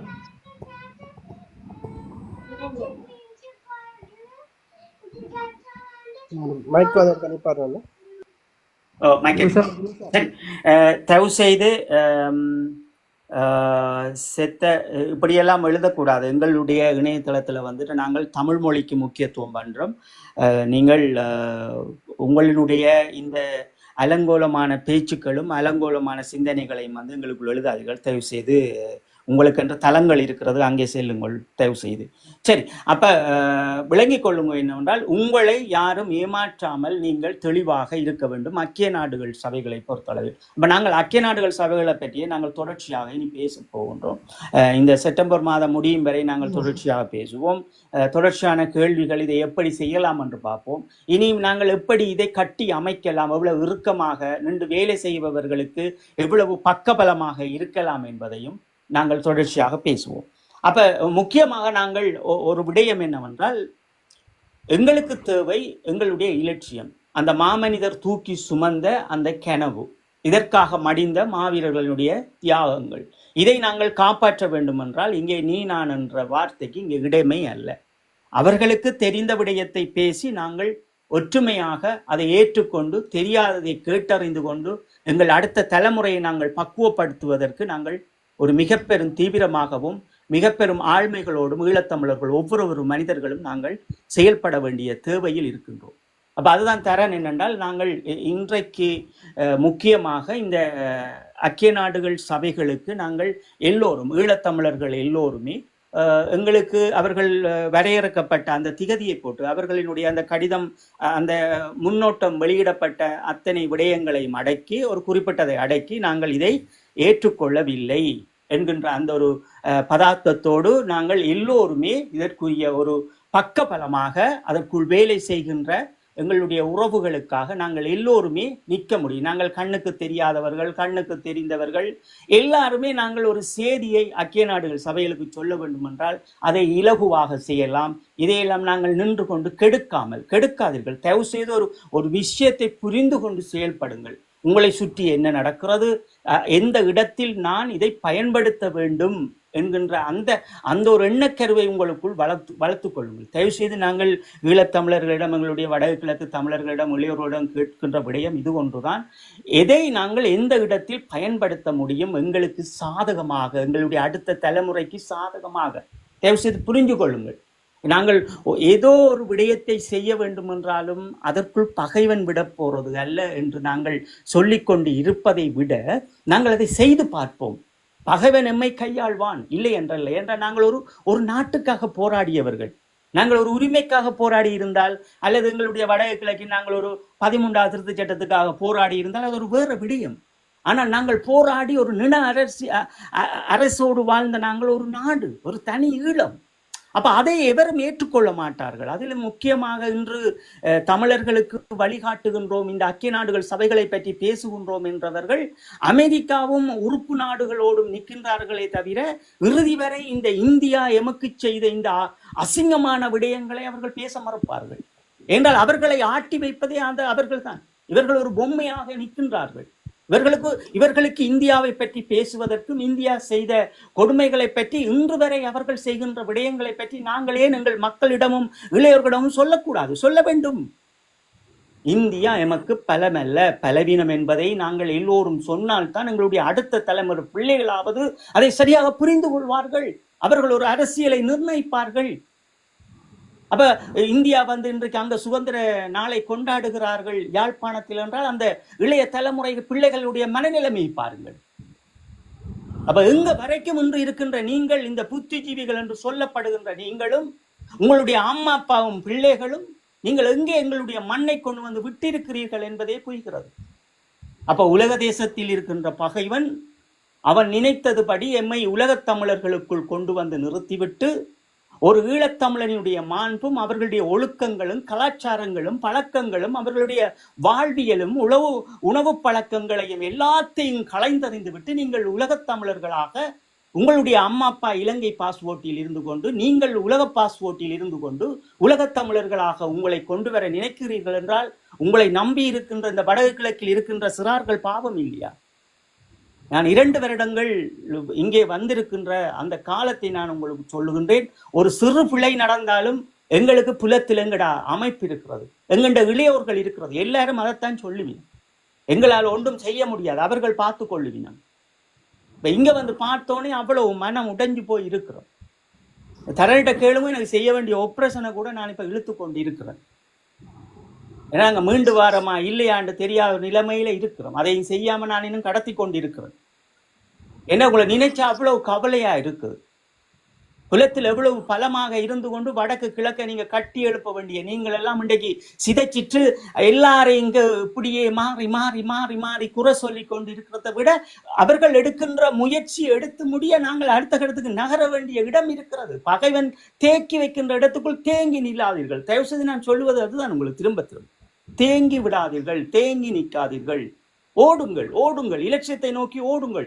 ஏதோ ஒரு பணியை செய்யுங்கள். அவர் கேட்கின்றாரா, அதற்கு சரியான விளக்கத்தை அவரில் ஏத்துங்கள், கேளுங்கள். உங்களுடைய நேரடியாக அவரை தொடர்பு கொள்ள முடியாத ஒரு ஊடகத்துக்கு வருகிறார் என்றால், நான் கையெழுத்து போராட்டம் வேண்டுமானால் நேரடியாக அவர்கள் கேளுங்கள். அண்ணா, இதை செய்வதால் நீங்கள் என்னென்ன செய்ய போகிறீர்கள், இது இப்படியெல்லாம் இருக்கிறது, எனக்கும் கொஞ்சம் ஐக்கிய நாடுகள் சபைகளை பற்றி தெரியும், நானே நேரடியாக அனுப்பல, அப்படி இருந்தும் ஏன் நான் உங்களோட சேர்ந்து செயல்படுறேன். அப்ப நாங்கள் சேர்ந்து செயல்படும் போதுதான் அது ஒரு மிக பெரும் வலுவான விடயங்களாக ஆக்கப்படும்.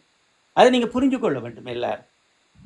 அப்ப எங்களுடைய மக்கள் நாங்கள் முதலில் வலுவோடு இருக்க வேண்டும். தயவு செய்து நாங்கள் திரும்ப திரும்ப உங்களுக்கு சொல்லுவதுதான், எங்களுடைய மாமனிதர் அவர்களை நாங்கள் தூக்கி சுமக்க வேண்டும் என்றால் முதலில் ஒற்றுமையோடும், அவர் என்ன கனவுகளை சுமந்தாரோ அந்த கனவுகளை நாங்கள் பக்குவப்படுத்த வேண்டிய தேவை எமக்குள் இருக்கிறது. நான் என்று அடிபட வேண்டிய தேவை எமக்கு அல்ல. தேவையில்லாத விஷயங்களுக்குள் நாங்கள் நின்று கொண்டு நேரத்தை கடத்த வேண்டியதும் எமக்கு அல்ல. அப்ப அதைத்தான் நாங்கள் சொல்லுகின்றோம். தயவு செய்து இந்த ஐக்கிய நாடுகள் சபைகளில் வந்திருக்கின்ற இந்த தொகுப்பு அறிக்கையினுடைய விவரங்களை அறிந்த நீங்கள் உடன் உங்களால் முடிந்த முயற்சிகளை எடுங்கள்.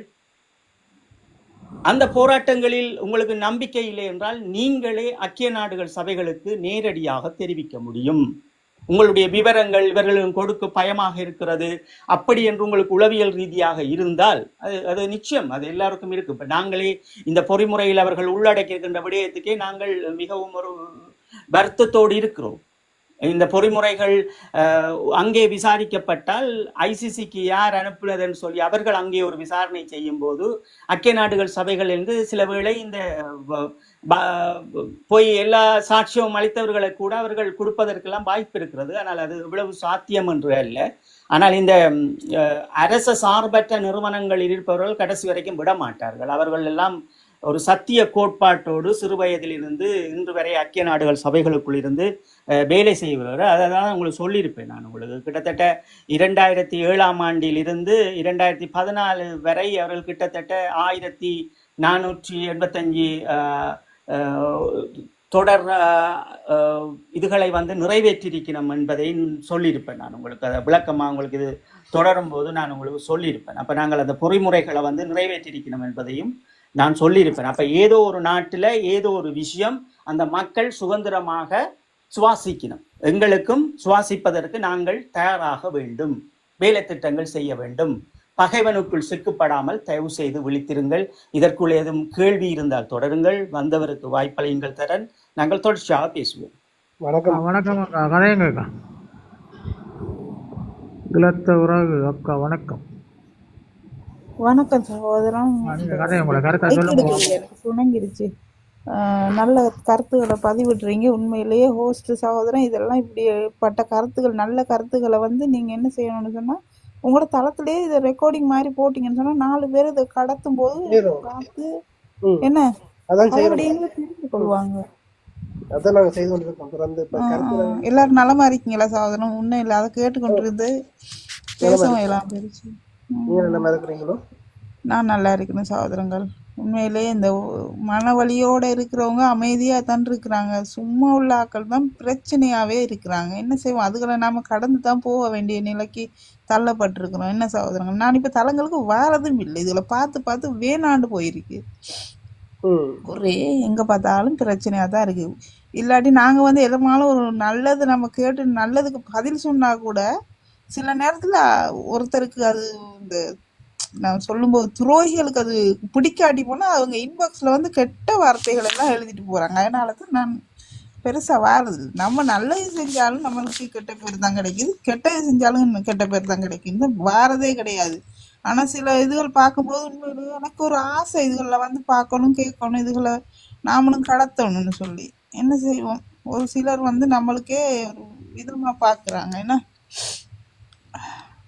நல்ல தகவல்கள் சகோதரன், நீங்க தந்த தகவல்கள் பாருங்க. நல்லது பேசும்போது 1 2 4 பேர் தான் இருப்போம். ஆனா தேவையில்லாம ஒரு குரூப்ல சண்டைன்னு சொன்னா எவ்வளவு பேர் கூடுறாங்க தெரியுமா? ஒரு நேரத்துல ஒரு தளங்களை பார்க்கும்போது எனக்கு அருவருப்பா இருக்கு. அதை இப்படிப்பட்ட தளத்துல 1000 பேர் நின்று பாக்குறாங்களே. இதுல இந்த இப்படிப்பட்ட இதுல தேடி கேட்டுக்கொண்டு இருக்கிறவர் அதாவது கடத்து செய்கிறார். மற்ற 1000 பேர் கூட அது ஒரு சிச்சுவேஷனும் இல்லை. அடுத்த இடமே மறந்து போயிடுவார்கள். நல்ல நல்ல தகவல்களை பரப்பும் போது உண்மையிலேயே அதை கேட்கறதுக்கு நமக்கு தெரியாத பல விடயங்கள் பல பேர் சுமந்திருக்காங்க. ஆனா எல்லாமே அழிஞ்சு போகுது. அவங்களோட உயிர் இருக்கும் வரைக்கும் அதை கடத்த முடியும். அதை யாரும் கேட்காமல் இருந்தா உண்மையிலேயே அந்த இடத்துலயே மௌனிக்கப்படுது தெரியுமா சகோதரங்கள்? சத்தியமா எனக்குன்னா ஒரு மன வருத்தம் தான் இதுகளை பார்க்கும் போது. எவ்வளவு வழிகளை சுமந்த பிள்ளைகள் இந்த எல்லா இடத்துலயும் இருக்காங்க. எல்லாத்தையும் கேட்டு கேட்டு பொறுமையா இருக்கிறாங்க. என்ன செய்யன்னு தெரியாத நிலைமைக்கு தள்ளப்பட்டிருக்கிறாங்க இந்த ஒரு சில துரோகிகளால தான். எதிரிகளை கூட நம்ம ஒரு மாதிரி தப்பிச்சு வந்துடலாம் சகோதரர். இந்த துரோகிகள் தான் நமக்குள்ளேயே இருந்து கொண்டு நமக்கு பெரிய பெரிய துரோக வேலைகளை செய்யறாங்க. யார நம்புறேன்னு தெரியாம இருக்கு சகோதரங்கள். நான் மத்திய மாகாணத்தை சேர்ந்த ஒரு அக்கா, சரியா? ஆனா நான் பயணிக்கிறேன் இப்போ ஒரு 10 வருஷத்துக்கு மேலேயே அந்த தாயார் பிள்ளைகளோட தான் நான் பயணிக்கிறேன். எனக்கு நிறைய பிடிக்கும். நான் எது போட்டாலும் எனக்கு சில நேரத்தில் அந்த இதுல டிக்டாக்ல எனக்கு அடிச்சு விட்டு போயிடுறானுங்க. என்ன செய்ய, நமக்கு போடணும்னு நினைக்கும் போது இப்போ ஃபேஸ்புக்குகளில் தான் நான் இப்போ நிறைய எடுத்து போட்டுக்கிறது. என்ன சொன்னா டக்குன்னு நம்மளோட ரிப்போர்ட் அடிச்சு உடனே ஐடியா தூக்கிடுறான். ஏன்னு சொன்னா 4 பேருக்கு நம்மளால ஒன்றையும் கடத்தவும் முடியாத நிலைமைக்கு தள்ளப்பட்டிருக்கோம் தெரியுமா? ஒரு விடயத்தை நம்ம இப்ப கேட்கிறோம்னு சொன்னா அதை கேட்டுட்டு நம்ம ஒருத்தருக்கு சொல்றதுக்கு கூட முடியாம இருக்கு. இந்த டிக்டாக் தளங்களுக்கு கெட்டது பேசுறவங்க எவ்வளவு நேரம் பேசுறாங்க, ஒருத்தர் ரிப்போர்ட் அடிக்க மாட்டாங்க. ஆனா நாம ஒரு விஷயத்த சொல்ல சொன்னோம்னு சொன்னா நம்மளோட ஐடிக்கே ரிப்போர்ட் தான் விழுகுது. என்னதான் பண்றது? என்ன மாவீரத்தை கவிதைகள் எல்லாம் இந்த அக்கா வாசிக்கிறவ, ஆ கவிதையெல்லாம் எழுதுறவ, மாவீரர் சம்பந்தமான கவிதைகள். அடுத்த மாசம் தியாக தீபம் திலீபண்ணனோட நினைவு இறுதிக்கு தானே நாள் தானே. ஆமாம். ஓ, நான் அதுக்குரிய ஆயத்தங்களை எடுத்துக்கொண்டு தான் போறேன். எகிப்து நாட்டுக்கு போறேன். நான் நாளண்டைக்கு போறேன். நாளைக்கு இல்லை, நாளைக்கு விருந்து, பெரிய விருந்து உண்டு எங்களோட வீட்டுல. நாளண்டைக்கு நான் போயிருவேன் அந்த நாட்டுக்கு. ஒரு மாசத்துக்கு பயணம். வேற யாரு நினைவு நாள் இருக்கு சகோதரன்? அது மட்டும்தான் எனக்கு பெருசா நினைவு இருக்கு. பெரிய யாரும் இருக்காங்களா 500ஆம் அதுக்குரிய மாதம் மாவீரர் நாள் வருது. மாவீரர் நாள்? அதுக்கு பிறகு தானே சகோதரன். எனக்கு ஒரு மாசம் தானே நான் இருக்கேன். அந்த மாசத்துக்குள்ள எதுவும் இருந்தா சொல்லுங்க. நான் ஒரு 4-5 கவிதைகளை கூடுதலா எடுக்கிறேன். 30 கிலோ தான் கொண்டு போக முடியுமா? இப்போதைக்கே 30 கிலோ சேர்த்துட்டா என் எஜமானி. எனக்கு 30, அவருக்கு 30. தாளெல்லாம் அவ்வளவு பெரிய பாரம் இருக்காது தானே. நான் பாரம் இருக்குமா? 10 நீங்க கிலோ தான். சவுதியில் இருக்கு. இல்ல, குவைட்ல இருக்கிறேன் சகோதரன். குவைத்தில். ம் இந்த வேணும். அங்க டேட்டாவும் பிரச்சனை ஒரு பக்கம்.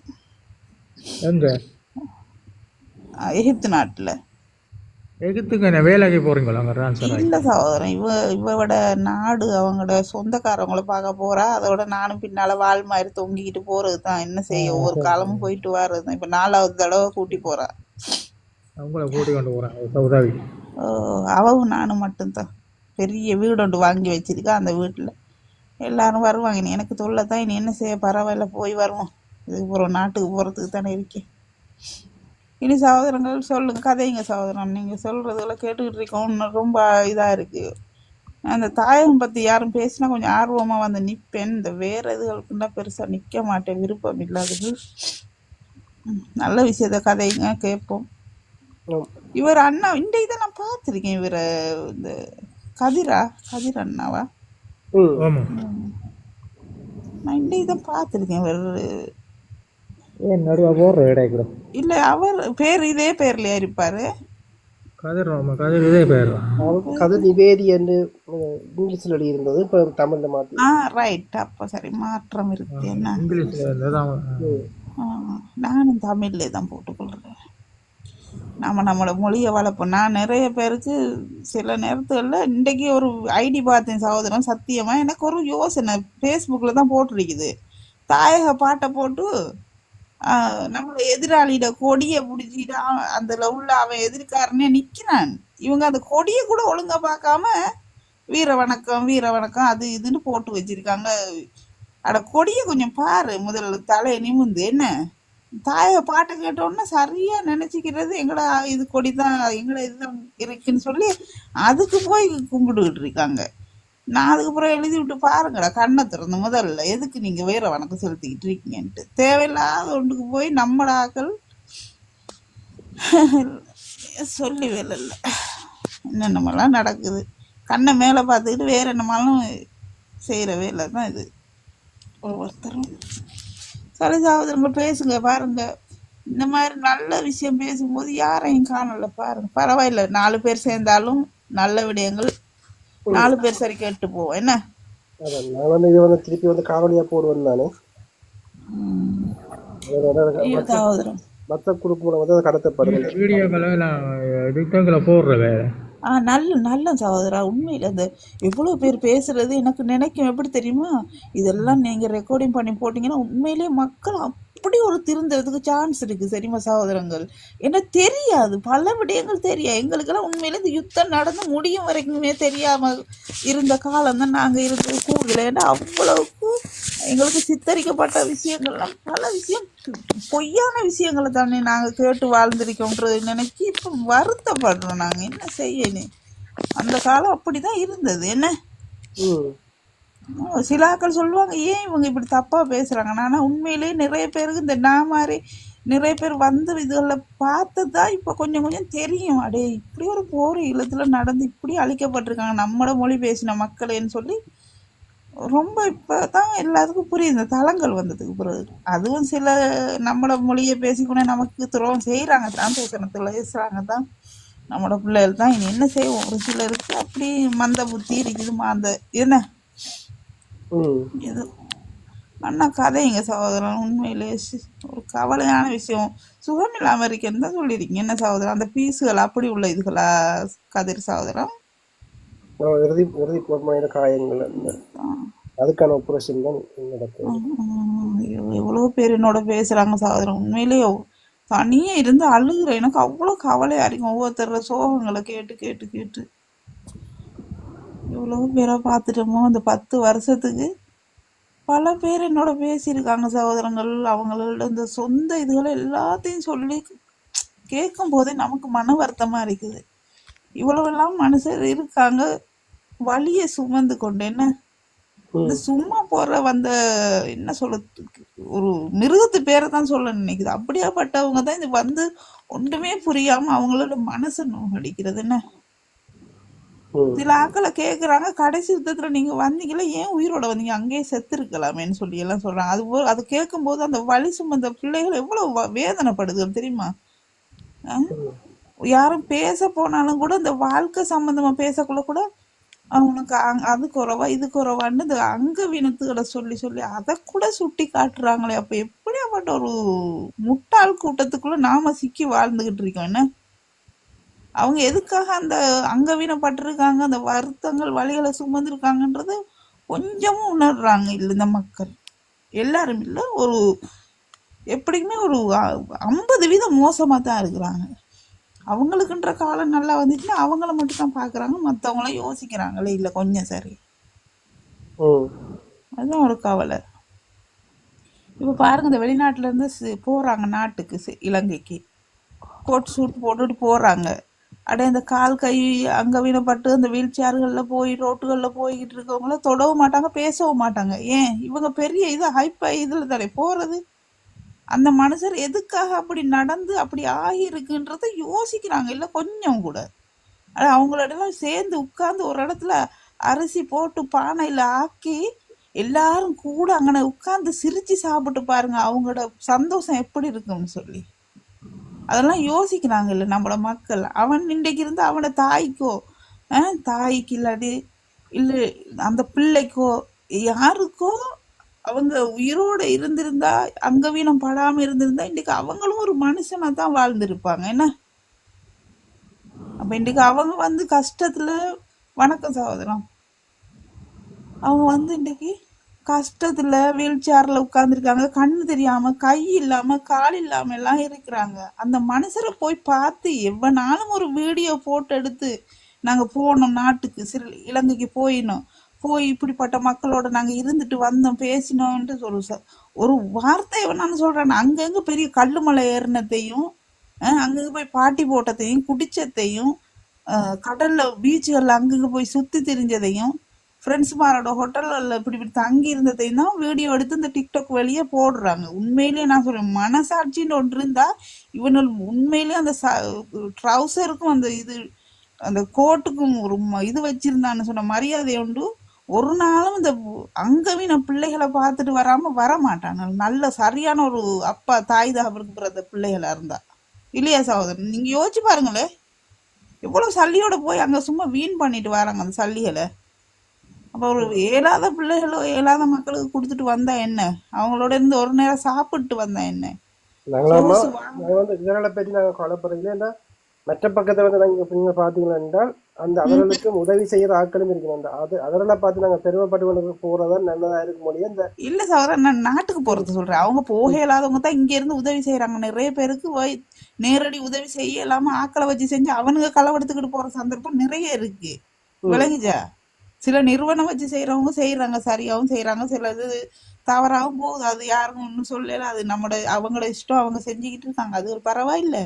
நான் சொல்றேன் அது இல்லை, இந்த போறாங்க சொகுசு காட்டிக்கிட்டு போயிட்டு வந்து இந்த உதவி பண்ணாம வராங்க, அவங்கள ஒரு கண்ணசாரி யோசிச்சு பார்க்காம வராங்க. அதுகளை நினைக்கும் போது சும்மா கவலையா இருக்கு தெரியுமா? செய்யற பாவம் வந்து அவர்களை வந்து செய்யறது. அதான் கேட்கணும். உண்மையிலே நான்டா ஒவ்வொரு நிமிஷமும் கேட்கிற கேள்வி, ஏன் நாங்க ஒரு தமிழனா பிறந்தது ஒரு தவறா, என்ன காரணம் இப்படியெல்லாம் நமக்கு ஒரு சீரழிவுன்னு சொல்லி. நீ பாருங்க, நம்மட பிள்ளைகளை தானே எல்லா விதத்திலையும் நம்மடாக்கள் சரியா இருந்தாங்கன்னு சொன்னா ஒரு நாளும் அசைக்க இயலாது தெரியுமா சகோதரன்? நம்மட இந்த பிள்ளைகளை யாரையும் அசைக்க இயலாது. நம்மடாக்கள் காசுக்காகவும் அதுக்காகவும் இதுக்காகவும் போயிட்டு அங்கேயும் இங்கேயும் பின்னி பிணைஞ்சதுனாலதான் எங்களுக்கு எது பக்கத்துக்கும் பேசிக்கிற இயலாது. விளங்கிச்சா சகோதரம்? நிறைய விஷயங்கள் பாருங்களேன், பழச மறந்து தானே ஒவ்வொருத்தரும் நினைச்சுக்கிட்டு இருக்காங்க, இவன் நல்ல இவன் நல்ல இவன் நல்ல. ஆனா ஒவ்வொருத்தரும் ஒரு கேம் அடிக்கிறது ஒருத்தருக்கும் தெரியுது இல்ல, ஒவ்வொருத்தரையும் சாவடிக்கிறாங்க, இப்படி இப்படி செய்யறாங்க. எங்க போய் பாருங்க, ஒரு நியூஸை பிரட்டி பார்த்தாலும் எவனாலும் ஒரு அந்நிய யார் சரி தற்கொலை இதுன்னு இப்ப பாக்குறோமா? இல்ல, நம்மட ஆக்கள் தான் கடன்லயும் அதுல இதுலயும் மூழ்கடிச்சு என்ன எல்லாத்துலயும் உயிர் சேதமாகிற நம்மட பிள்ளைகள் தான். இப்ப அந்த யுத்தம் மௌனிஜத்துக்கு பிறகு நான் சொல்றேன், யுத்தம் மௌனிக்க முந்தி எதனால அங்க 10 பேர் செத்தா இங்க 10 பேர் யுத்தத்துல இதாயின்னு தான் நாங்க கேள்விப்படுவோம். ஆனா இப்ப அப்படி இல்ல, தேவையில்லாத பல பிரச்சனைகள்ல தான் சாகுறாங்க மக்கள், அதுவும் தமிழர்கள் தான். அது என்ன என்ன செய்வோம்? ஓ ஐநா பற்றி சொல்லி இது என்னது நிறைய செய்துட்டீங்களோ? ஆ ஐநா பற்றி கதைக்கு சாதனம் நாங்கள் இப்போ தொடர்ச்சியாக தான் அதை பற்றி கதைக்க போகிறோம். இன்றைக்கு நாங்கள் சும்மா இன்றைக்கு இது ஒரு முன் கண்ணோட்டமாக நாங்கள் இன்றைக்கு தொடர்ந்து இருக்கிறோம்.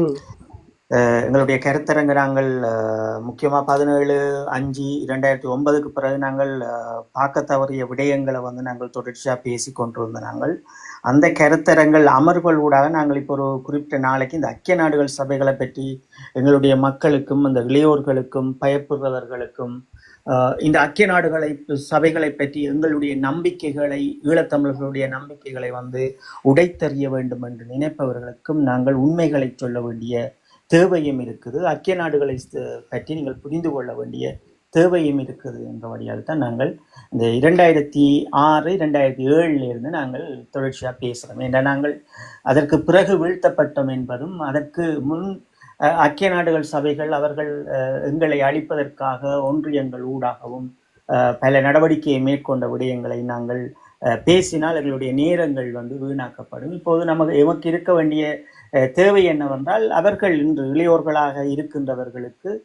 அவர்கள் பார்க்கக்கூடிய அளவு எல்லாமே இருக்கும், இணையதளங்களில் பார்க்க முடியும். அதனால் அந்த நம்பிக்கையை நாங்கள் பேசுகின்றோம் என்று சுருக்கமாக நாங்கள் சில விடயங்களை வந்து பேசியிருக்கின்றோம். தொடர்ச்சியான அமர்வில் வந்து நாங்கள் கேள்விகளோடும் நாங்கள் தொடர்ச்சியாக பேசுவோம். ஐக்கிய நாடுகள் சபைகளுக்கு நாங்கள் நம்பி இருக்கலாமா, அல்லது ஐக்கிய நாடுகள் சபை எங்களுக்கு என்ன செய்வினம், இதுவரைக்கும் என்ன செய்திருக்கணும் என்றதுக்கு நான் அதான் பொதுவாக நான் உங்களுக்கு சொல்லியிருப்பேன். இப்போ தீர்மானங்கள் என்றெல்லாம் வந்து 1485 தீர்மானம் வந்து போன வருஷம் வரைக்கும் அது நிறைவேற்றப்பட்டிருக்கு. உலக தேசம் வந்து இருக்கின்ற மக்கள் ஏதோ ஒரு நலனுக்காக அவர்களுக்காக இத்தனை பொறிமுறைகளும் கொடுக்கப்பட்டிருக்கு. அப்போ நாங்கள் அதை புரிந்து கொண்டோம் என்றால் தெரியும் என்னவென்றால் ஈழத்தமிழர்களுக்கு நாங்கள் எங்களுடைய இந்த அபிலாசைகளை தூக்கி நிற்கலாம், தூக்கி சுமக்கலாம்.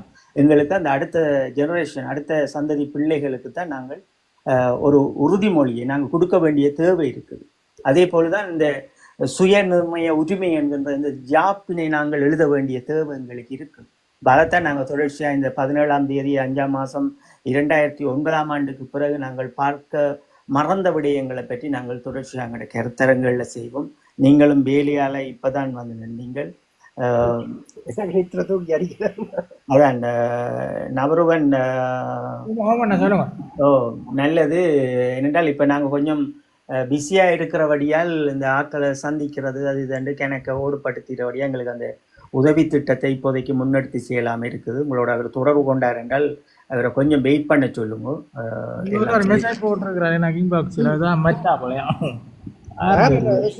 திருமகன் ஒரு அண்ணன் வந்து அடிக்கிறார், மேல கூப்பிட்டா வரையில அவர் வந்து உள்ள பிரச்சனை இல்லை. எங்களால் இப்போதைக்கு செப்டம்பருக்கு வரைக்கும் எங்களால் ஒன்றும் பண்ண முடியாது. செப்டம்பர் முடியத்தான் நாங்கள் இந்த விஷயங்கள் வடிக்கலாம் என்றால் மற்றும்படி நடக்கிற விடயங்கள் தொடர்ச்சியாக அது அவர்களுக்கு போகிறது வரும். நாங்கள் செப்டம்பருக்கு பிறகு ஒரு சொல்லுங்க, நீங்கள் அதுக்கு அவசரம் வேண்டாம், நாங்கள் வேற இணையதளங்களை அனுப்பி ஃபோன் நம்பர் போட்டிருக்கிறேன், நான் வீடியோ கதைக்கிறேன். இப்போ கொஞ்சம் எங்களுக்கு நேரமே கிடையாது. இந்த அவரும் வேலைக்கு போயிட்டு வந்து அதுக்குள்ளே நானும் வேலைக்கு போயிட்டு இங்கால அடுத்தடுத்த சந்திப்புகளை இருக்கிற டைம் உங்களுக்குள்ள இதில் செய்து கொண்டு இருக்கிறோம். கொஞ்சம் வெயிட் பண்ணி சொல்லுவோம். நாங்கள் அதுக்கு ஒரு டைம் கிடைக்கும் தானே எங்களுக்கு கொஞ்சம்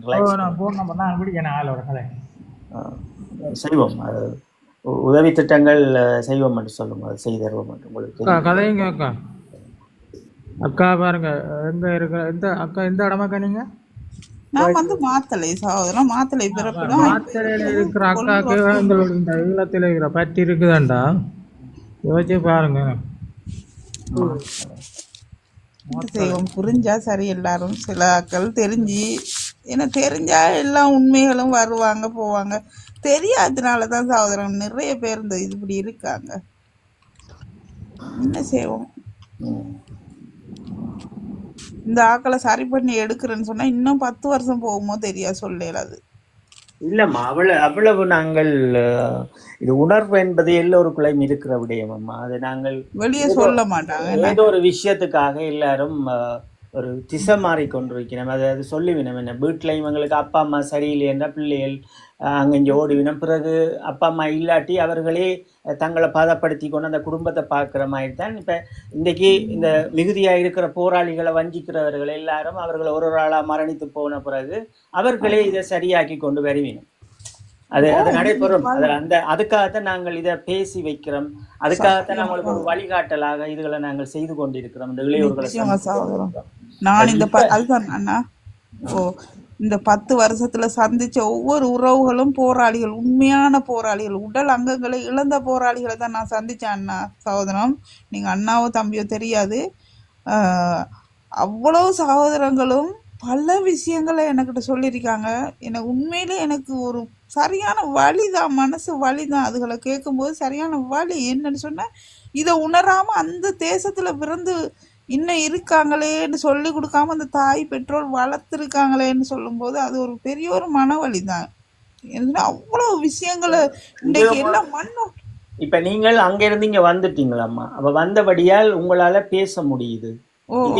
இருக்கிற ஒரு பிள்ளையால பேச முடியாது. ஆனால் அது எப்ப வெடிக்கும் என்ற ஒரு நாள் வெடிக்கும். அது அடக்குமுறைகள் வரக்குள்ள வெடிக்கும். இப்ப எல்லாரும் வந்து ஒரு காட்சிப்படுத்தல் அரசியல் என்ற கோணத்துல எல்லாம் செய்து கொண்டிருக்கிறோம். இந்த காட்சிப்படுத்தல் அரசியலுடைய சீன் முடியக்குள்ள அதை இவர்களே வெடிச்சு எழுவினோம். இன்றைக்கு போயிட்டு நிற்கிறவர்கள் எல்லாம் மாறி நிற்பினோம். அது இயற்கை தான். இப்ப இயற்கை என்று ஒன்று இருக்கு, அதை நாங்கள் மீறி ஒன்றும் பண்ண முடியாது. அது இயற்கையே ஒரு இதை உருவாக்கும். மக்கள் விழிப்போட தான் இருக்காங்க சார் அண்ணா. இந்த அரசியல் செய்யக்கூடிய ஒரு சிலர் தான் இந்த இதை போட்டு திசை திருப்பி நம்மளையும் போட்டு மாடாக்கி எல்லாம் இதா போயிருக்காங்க. ஒரு அரசியல்வாதி ஒரு மக்களுக்கு ஒரு இணையதளத்துல நின்று கொண்டு ஐக்கிய நாடுகள் சபைகளுக்கு நாங்கள் ஒரு வேலை திட்டத்தை செய்வதற்கு என்ன நீங்கள் அமைச்சரா விட்டாத்தான் செய்யலாம் என்று சொல்லக்குள்ளே விளங்குது எங்களுடைய அரசியல்வாதிகளுடைய செயல்பாடுகளும் அவருடைய எண்ணங்களும். அதுகளை பற்றி நாங்கள் தெளிவுபடுத்துறதுக்காகத்தான் இன்றைக்கு இந்த கருத்தரங்கு நாங்கள் தொடங்கி இருந்தோம். கரெக்டா, இதுகளை ரெக்கார்டிங் பண்ணி போடுங்க சகோதரன், நம்மளோட போஸ்ட் எல்லாம். நான் பார்க்கல, சில விஷயங்களை பார்க்கறது தான். சில விஷயங்கள் இப்படி வந்து தான் தளங்கள்ல கீழே நின்று கேட்பேன், உள்ளாட்டி உள்ளேயும் போவேன் சில நேரத்துல. இப்போ அந்த ஒவ்வொருத்தர் அந்த நான் சொன்னேனே இப்போ தப்பா வந்து இந்த தலைவருக்கு விலகு கொளுத்தின காலத்துல இருந்து நான் கொஞ்சம் வித்தியாசமா விரோதமா இருந்தனால எனக்கு ரொம்ப பேர் இந்த இன்பாக்ஸ்ல வந்து சும்மா கெட்ட வார்த்தை சொல்றேன், நல்லது சொல்லுவாங்க, எங்களை பக்கத்துக்கு பேசுன்னு சொல்லி. நான் அது பேசுறதே இல்லாதனால நிறைய பேர் தூசணத்தால தான் பேசி பேசி மெசேஜ் போட்டு வச்சுருந்தா எல்லாத்தையும் இப்போ பிளாக் அடிச்சுட்டு தான் கொஞ்ச நாள் வரவே இல்லை இந்த பக்கங்களுக்கு. என்ன வரும் எனக்கு தெரியும், நாங்கள் கொஞ்ச நாள் வரவே இல்லை இந்த எங்கேயுமே தளங்களுக்கு. கதைங்க அண்ணா. நவரு வந்தான் இப்ப ஃபுல்லா நிற்பேன்.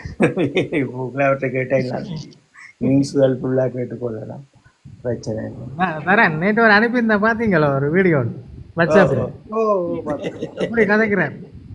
ஐயோ 2019 அதுதான் அரசியல் ரெண்டு போய் சந்திக்க போனவர். 2019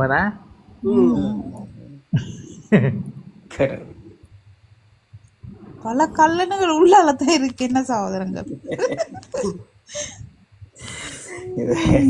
பாத்தீங்களா அண்ணா, 2 கண்ணும் இல்லாம ஒரு மகன் மட்டும் பாத்துக்கிட்டு இருக்காரு ஒரு அப்பாவை. அந்த வீடியோ நம்பர் தெரியாது, நானும் எடுத்து ஷேர் பண்ணி விட்டு தான் யோசிச்சேன். அடைய ஒரு டெலிஃபோன் நம்பர் ஒரு இடத்துல போட்டிருந்தாங்க, அந்த அவங்கடையோ தெரியாது, பேசினாங்க தான் கதைச்சாங்க. அது உதவி திட்டம் கூட செய்யறதுக்குன்ட்டு என்ன செஞ்சாங்களோ தெரியாது. நான் அது போகவும் கிடைக்கல, போடுறதுக்கு தான் இருந்தேன். எவ்வளோ சரி காசு அவங்களுக்கு. இப்போ என்ன எனக்கு இன்னும் சம்பளம் தரையும் இல்லை, நாட்டை விட்டு போகிறனால தருவாள் தெரியாங்க. சரி, அப்போ நாங்கள் இன்னொரு நாளைக்கு தொடர்வோம். நாங்கள் நாளைக்கு இதே டயத்துக்கு இணைஞ்சு கொள்வோம். கருத்தரங்களில் இணைஞ்சிருக்கிறபடியால் நீங்களும் உங்களுடைய இது பண்ணலாம். நன்றி இணைந்தமைக்கு உங்களுக்கு. தரன் தம்பி நவருவன், ஓகே, எல்லாருக்கும் நன்றி. கொஞ்சம் கதைச்சதுல கேட்டு கிரகிச்சு வச்சுக்கொள்ளுங்க. அங்கங்க வந்து அரசியல்வாதிகளை ஏமாற்ற போக்குள்ள விஷயங்களை சொல்லிடுங்கோ. எப்பவும் அரசியல்வாதி ஒரு கருத்து சொல்லக்குள்ள அவருக்கு நீங்க சொல்லணும் என்றால் 2007ஆம் ஆண்டு 5 கீழ் கொண்டு வரப்பட்ட தீர்மானத்தை படிச்சுட்டு வந்து மக்களை ஏமாற்றும் கொண்டு ஒரு வசனத்தை சொல்லி போட்டு நீங்களும் அந்த இடத்துல நிக்கலாம் தைரியமா. 2007 5 கீழ் 1 தீர்மானத்தை ஐக்கிய நாடுகள் சபைகள்ல வந்த அந்த பொறிமுறைகளை பார்த்தால் அது ஒரு சாதாரண ஒரு மனிதனினுடைய கண்ணுக்கு முன்னுக்கு என்ன துயரங்கள் நடந்தாலும் அவர் சாட்சியமாக நிற்க முடியும். அவருக்கு ஒரு அமைப்பு தேவை, அவருக்கு ஒரு பதவி தேவை என்ற விடயங்கள் எல்லாம் அங்க உள்ளடக்கப்படல். ஆனா அவர் சாட்சியமாக நிக்கலாம். கண்ணால கண்ட சாட்சியத்தை அவர் சொல்லலாம். 2007 5 கீழ் 1 தீர்மானம் 5 கீழ் 1.